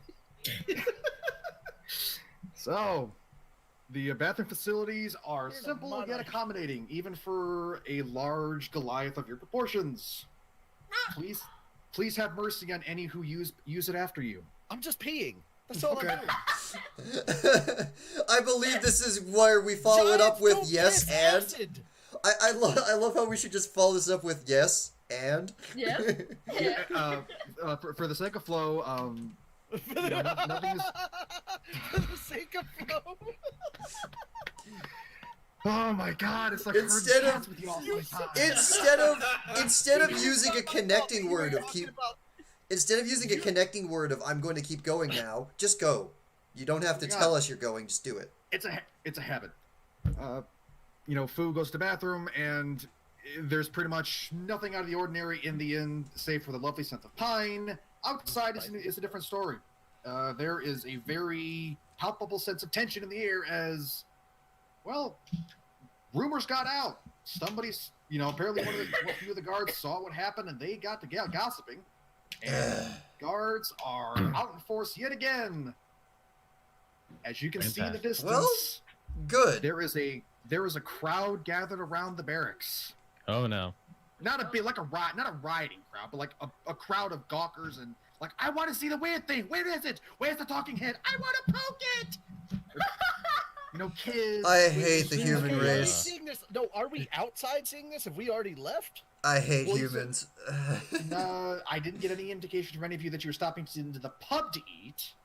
No, I was gonna say like if they had any meat prepared, I was just gonna be like, can I grab? Can they give me some so I can eat and walk? It's fairly early in the morning. The only thing that they have is essentially like dried meat. That's fine. I'll take it. Jerky's good. Pay for it. And move on. So Fu has been fed, so we don't have to worry about that anymore. Well, Fu is feeding everyone. Good. So we don't. We've have to all worry been about it. fed, so we don't have to worry There's about a lovely anything. dry salted and meat. then dry salted meat and then like some vegetables and fruits in a bowl that we give to Lief. Yeah. Sure, I'll say you just snagged that from a nearby cart. As you close up, And I paid for it. of course you do. No, have Leaf pay for it. Leaf hasn't paid for anything in a while. So now we're at the guard post and we're seeing Yep. everything. And we're dealing with the gawkers and everybody's like, I want to see it. I want to poke it. I'm like, none of you want to see it.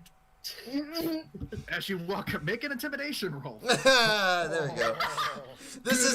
I like how this is just gonna be our go-to way to fix crowds. It's like, no, you So don't. Here's my questions. Here's my question.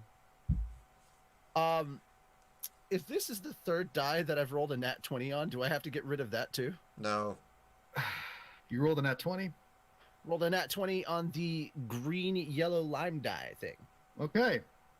As you scream, Perception and intimidation. as only you those as you scream out this gruff, bellowing shout. I'm just trying to get You- them to silence, not to get them to run away. Oh, you knock just deathly silence across the crowd. Enough so that you even cause two children to run off in fear from the booming Oh. intensity of your voice, and the whole Why were crowd the turns kids to you. here? Okay, hold on. The whole crowd turns to you and just backs away. I stayed at that thing for an entire hour last night, and it terrified me. You don't want to see it. Uncle Now go walks away, you over. damn Uncle focus. walks over and puts his hand on his calf. All right, buddy. His cat. Yeah, you've essentially parted the Red Sea, so to speak. With I'm gonna call corridor. you Moses. You parted the Yeah, whoever that one. guy is. Basically, One. as- How does as Jinx know Fu- who that is? Two. as You Fu parted is the yelling, idiocy As of Fu people. is yelling, Uncle walks over, puts his hand on his calf, like, "All right, buddy, all right." I But- just turn. Yes, I just turn and look. I just turn and look down at Jinx. I give like just a half grin and a wink, just to let him know it's all an act. Yeah, I mean, you've effectively. And then I stared at turn everyone. and look, and I continue the charade. Yeah, so with that, Essentially, there's I'm trying to get the crowd to go the fuck away. They did. According to the DM, they're doing that. oh, so. they've backed away. They Good. haven't disbanded because they're still curious, but they've backed away from you. Good. Good. Oh no! 10 I straight 10 feet out, on I each straight out side. said as I get to the door. Now go back to what you were doing, you damn caucus. A few depart, but a few do tend to stay, who seem to be the real sticklers for gossip and juicy stories. Oh, you got 90%. That's good. But with that, there are two guards that were guarding the door and keeping the crowd at bay. They do look up and they know who to look for. They were likely told by the captain. They open the door and usher you. I just nod to them and I go, "Hope that helped." They open the door and usher you in, and it's pretty surprisingly empty. You get a good idea that a lot of the guards are out of the town looking, since a second attack has happened in the city, and all you see is guard Captain Millicent's door open with Maldos' back to you as she's in her quarters. She spies you down the hall and just simply beckons you forward. On our way, while we were eating our meal thing of breakfast, while we were on there, Uncle and I both explained our conversation with Malados from earlier in the morning to everyone else. So at this point in time, everyone in the party should be caught up to speed. Yeah, I'll say it's a quick enough thing. This Cool, happened, this thank you. happened. A few seconds went during the walk, and as you step inside, everyone's face is understandably tense, and you also spy, surprisingly enough, Luna sitting off to the side, just outside of view of the door, and she looks to you, and you get the feeling that what she initially thought was just a nightmare of having her store robbed has immediately just had gasoline thrown on it. As At this point, I walk over to Luna and I place a calming hand on her. she gives you a smile, but she is tense. Her shoulder is like rock. She is tense, and but she does appreciate the gesture. And Millicent looks around and waits for everyone to get inside, and Maldos closes the door with a soft thud. And Millicent, she's sitting there in her guardly attire, and kind of weaves her hands in front of her and says, "Right, well, this day just keeps getting better and better. So, Tell me about it. you all come into this town and just make the best things happen, don't you?" I mean, it seems to be running. It seems to be a running thing with us. I mean, she's not accusing. She's just like, wow, the coincidences that come into your people's wake is just... No, I'm just saying. Yeah, Terrifying. it kind of happens a lot. There's a difference. Jinx pipes up. Jinx pipes up. That's why I was kicked out of the house. Yeah. At this I point, know. at this point, Fu looks up and just says, "Are you sure it's just simple coincidence that stuff happens, or is it just that we just get shit done?" Damn. Possibly a little bit of side A, a little bit of side B. All right. Column A, column Regardless. B, which one's better? I have been up very late speaking with Maldos here and Luna, and my gods, what a day to be the captain of this town's guard. So, Could be worse. I don't think I need to make it any clearer that whatever's discussed in this room doesn't need to be gossiped about at the local tavern. I already have enough rumors of, werewolves, zombies, vampires. I don't need any more chaos sown in this town. Yeah, It's yeah. hard enough The as the it- crowd of gawkers, most of it has been dispersed. I appreciate that. Thank you. You're welcome. Anyway, Maldos was telling me that you discovered evidence that I'm fairly certain is linked to this search warrant that you've been wanting from me. Well, consider it approved. Right, good news there. Is there any more information that you may want to share that Maldos or Luna has not shown me? I know that the potential for this town to be enveloped in some sort of horrible nightmarish fog of death is also a possibility. So, please tell me you don't have anything to beat that. maybe Not at the blow it up? moment. Not at the moment. Jinx holds up her finger and spawns fire. You want maybe I blow it up? No. No. Put the fire away now. Food blows out the She does fire. that right in tune Blows with out the you, fire. Food To blows be- out the fire. All right, moving on. To be fair, Jinx, that would be preferred to the death fog. We Don't sit do it. Alright, down. I'll have a fireball ready. Stop Are it. there enough chairs for us to sit down in? There are 3 chairs, and currently Luna is sitting in one. Maldos is standing. Fu will stand if anybody else wants to take a seat. It was like, so we can Lief relay will- some more. We can relay some more information of like the places we've been, and maybe that could help. Uncle And is so- just stand. He doesn't need a chair. Well, we continue. Malados is here. I think that's already been covered, I believe.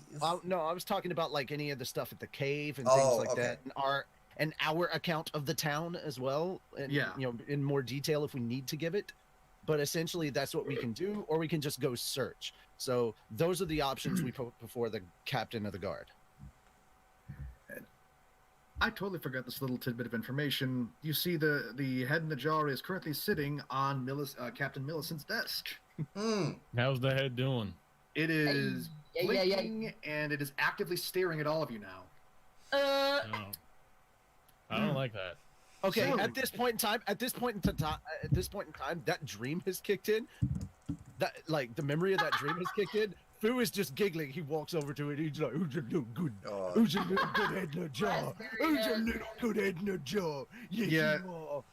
It's just kindly trying to bite at you through the handkerchief that's still tied around its head. Because Oh, no it's so cute! I pick up the jar and I shake it so it smacks against the jar. I go, "Duh, duh, duh, duh, duh, duh, duh," and I set it down. I go, "That's what you get, fucker." Yeah, Captain Millicent says, please, I doubt there's anything bad could come out of that, but let's not kick a beehive, so to speak. I don't want to know what's Jinx going is like, on out of that's this." the thing that stabbed me, right? I'm a killer. That's the thing that no, It's dead. You can't kill it. It's a Not head in a only jar have that's still you- alive. You ain't killing it that easy. I'm a killer.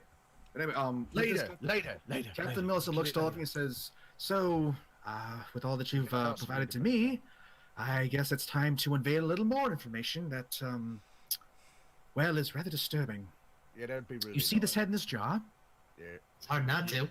Well, this head belonged to somebody who, until recently, was thought to be very much normal, albeit possibly a little sick. Sorry, real quick, Royce. When she says this head belonged to somebody, I go, well, most do.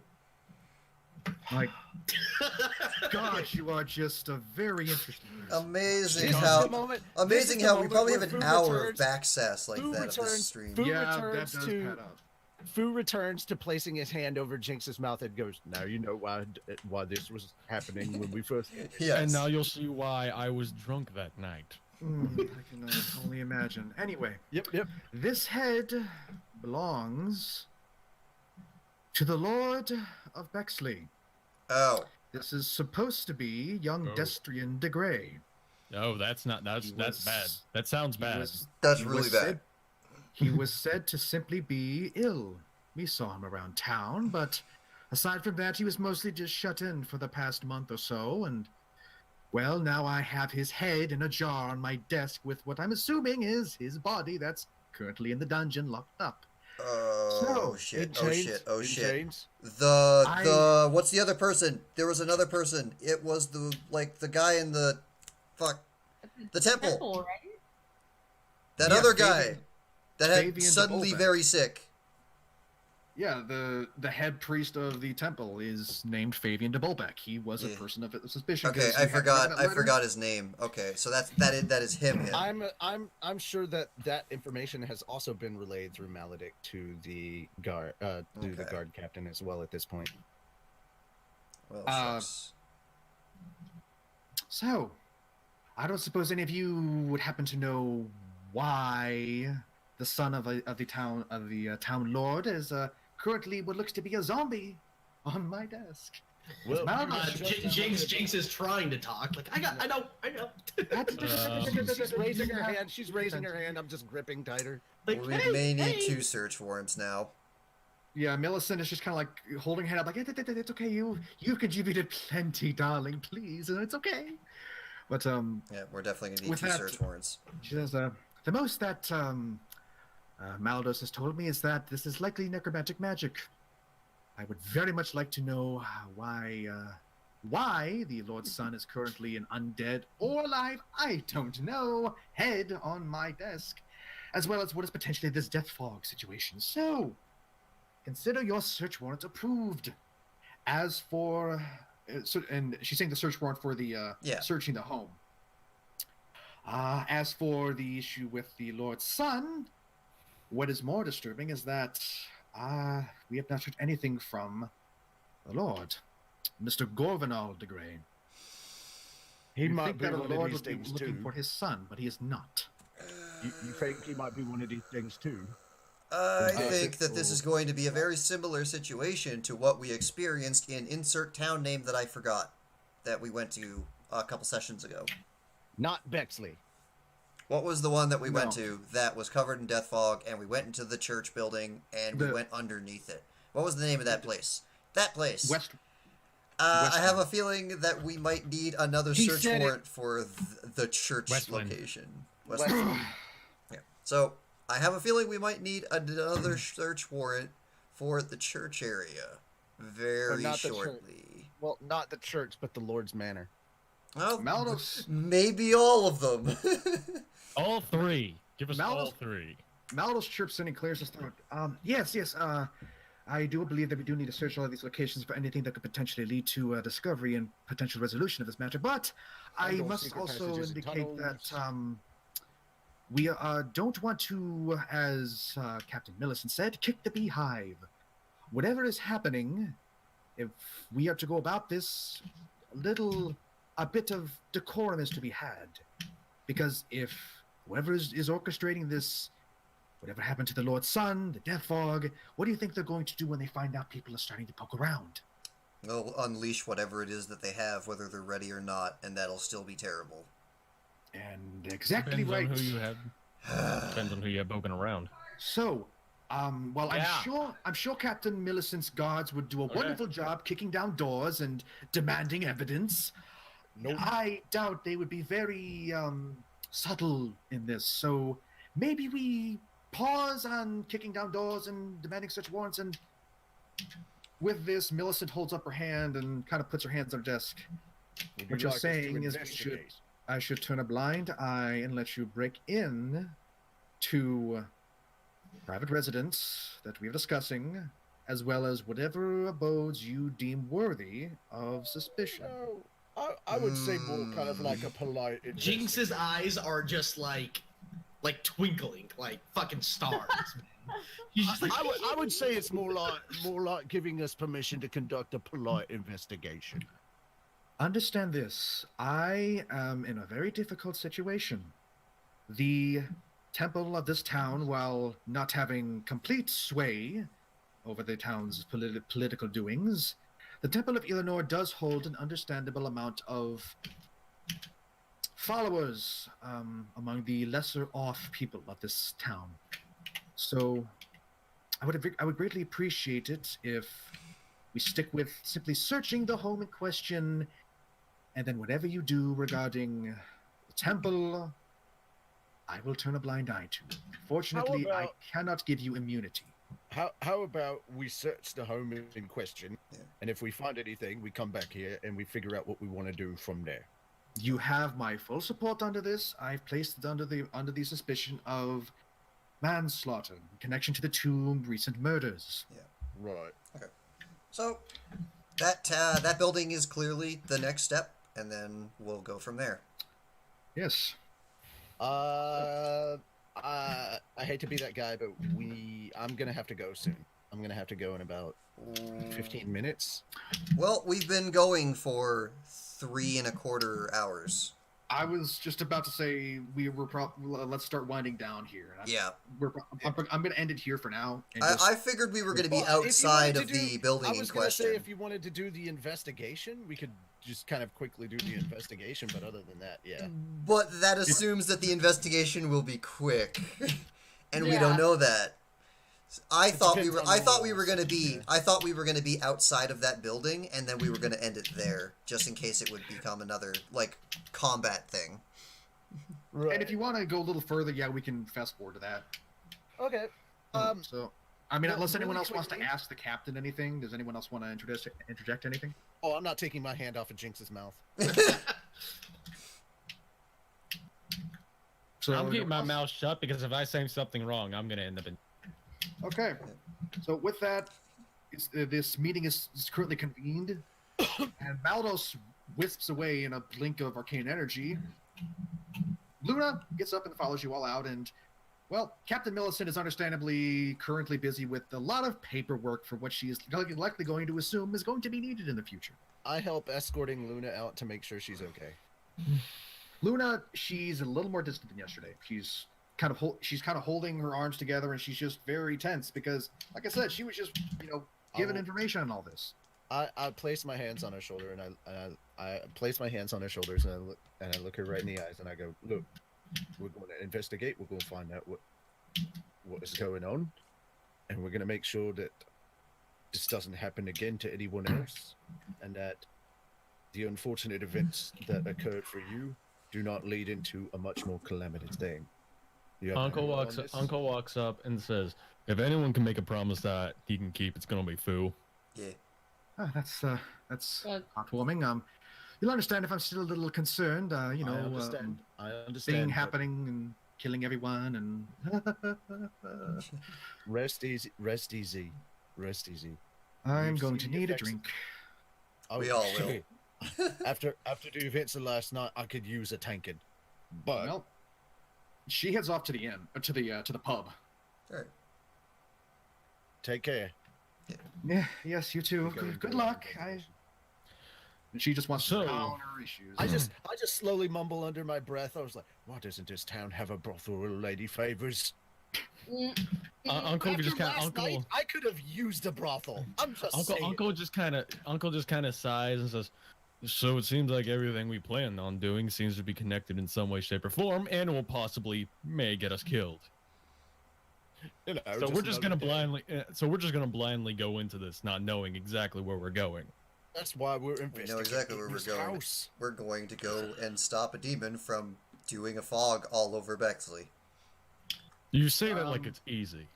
Darkon, I'm assuming you are currently outside. I need you to make a stealth check to make sure you didn't say that too loud.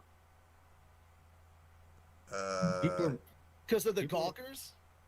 Yeah, there's nearby? gawkers outside the I building. was not aware. I was not aware that we were apparently outside. It sounded like we were inside, and whatever the No, because she Luna headed just off left. to the yeah. Luna headed off to the I thought that- tavern. I thought that Luna headed off from inside to outside, and that would No, mean I that I escorted am her out. inside.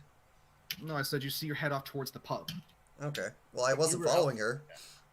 Okay, this I okay, would. fine, I we'll was do that. not planning on being outside.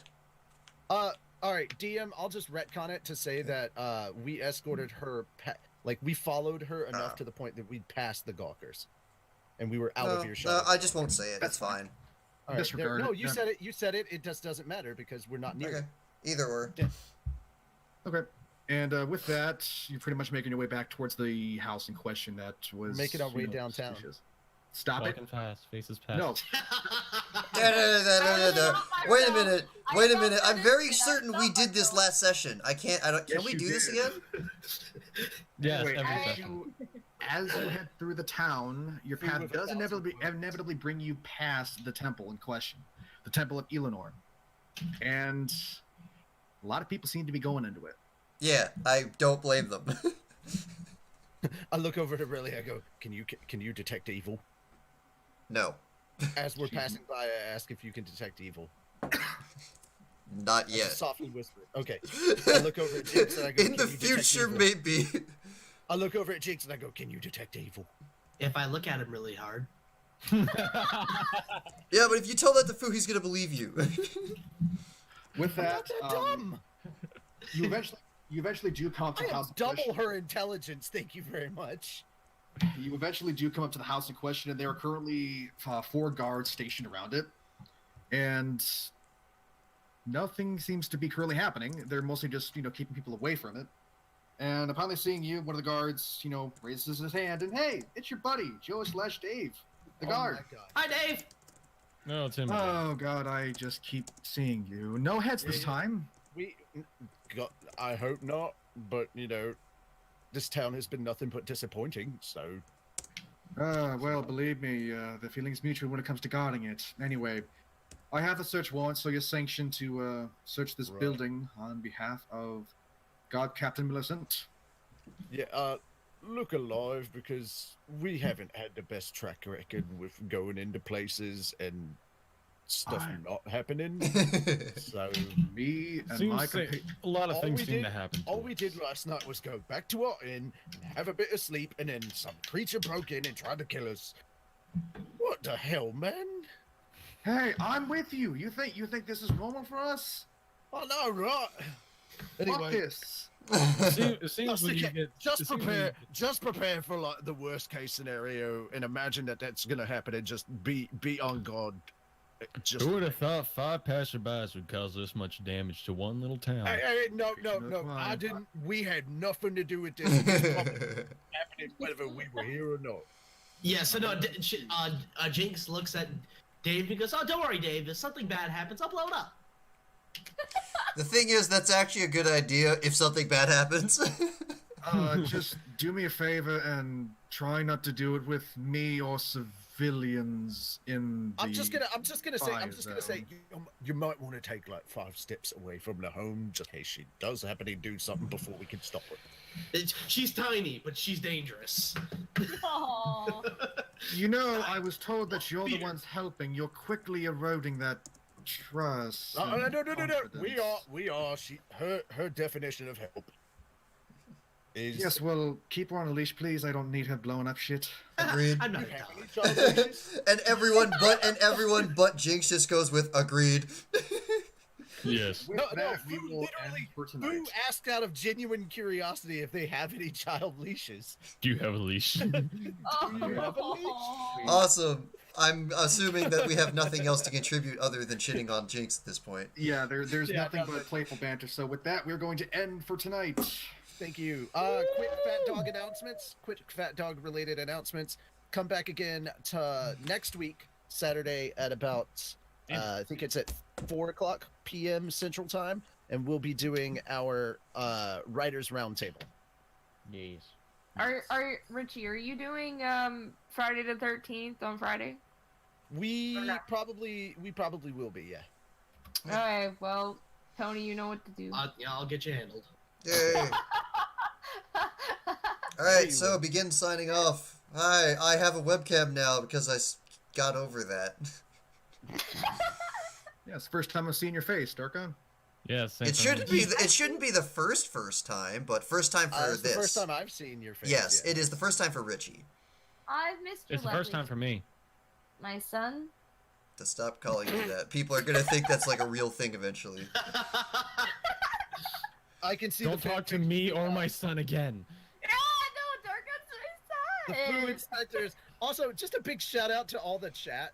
I know y'all been having a lot of like conversations amongst yourselves and stuff, but thank you for hanging out with us Yeah. and just being silly with us.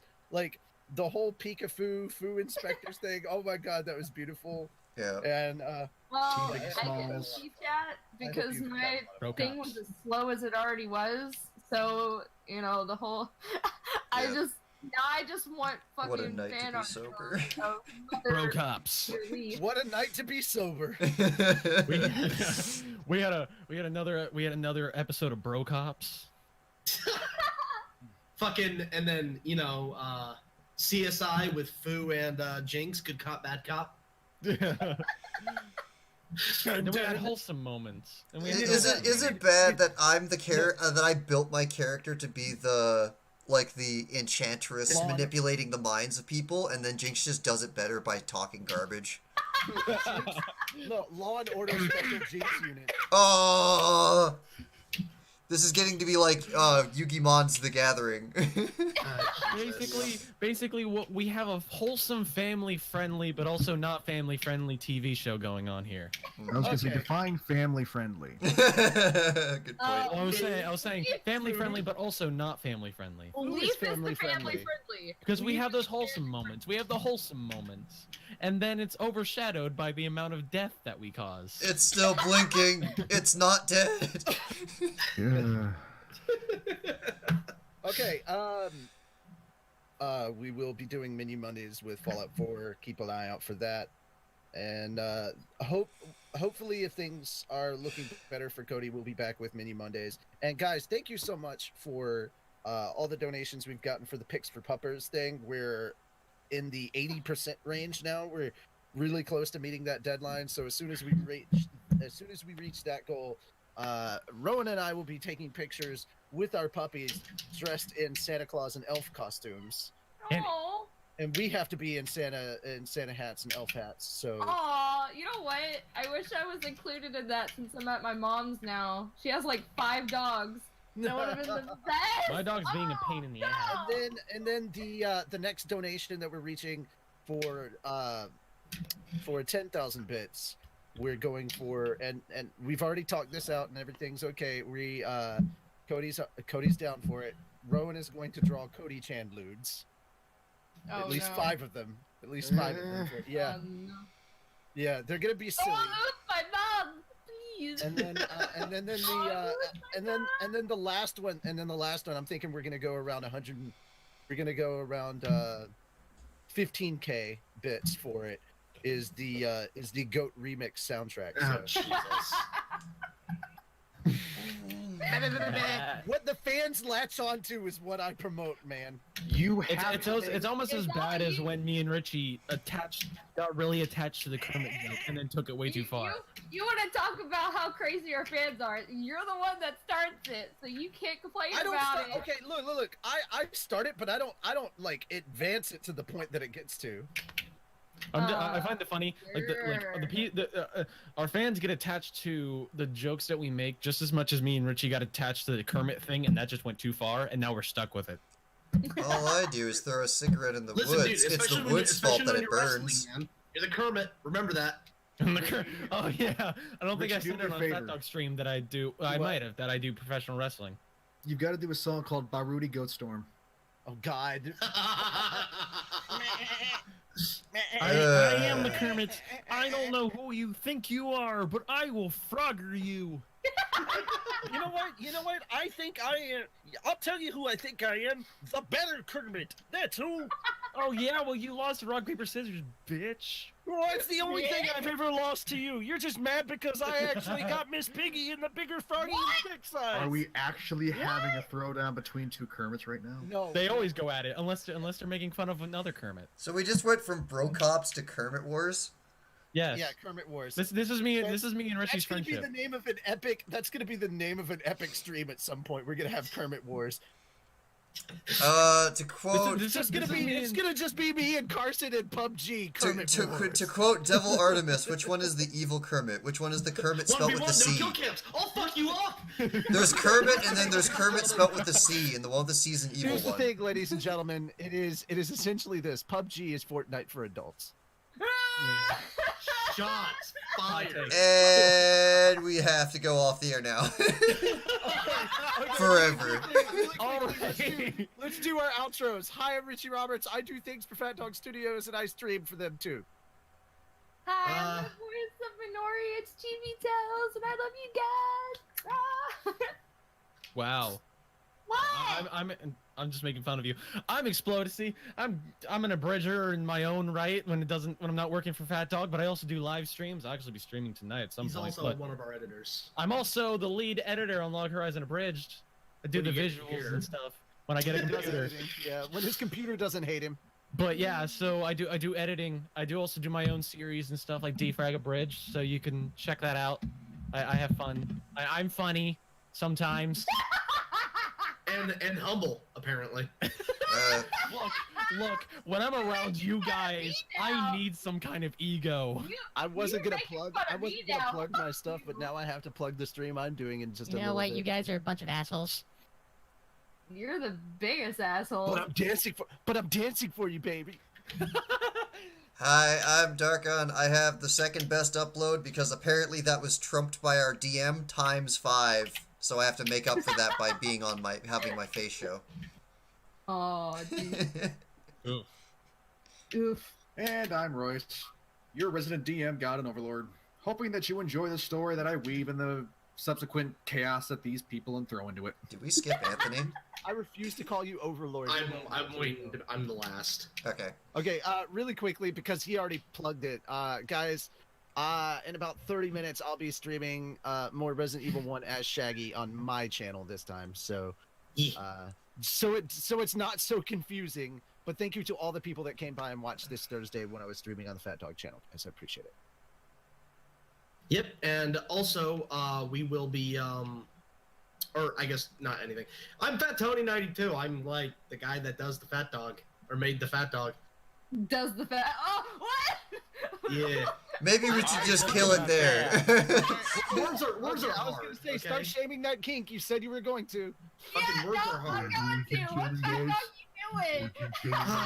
Okay. Thank you for joining us for the Fat Dog Studios Dungeons and PhatDogs stream. Quick shout out to all of our patrons. Wow. You know English. Patrons. They're Patrons. they're the third form. They're the third form of freaking Transformers. You got Autobots, Decepticons, and Patrons. Yeah. So anyway, quick shout out to all of our patrons. Thank you. And a special shout out to all of our Maximum Overdogs. Sorry, I don't have your fucking names up, but you know who you are.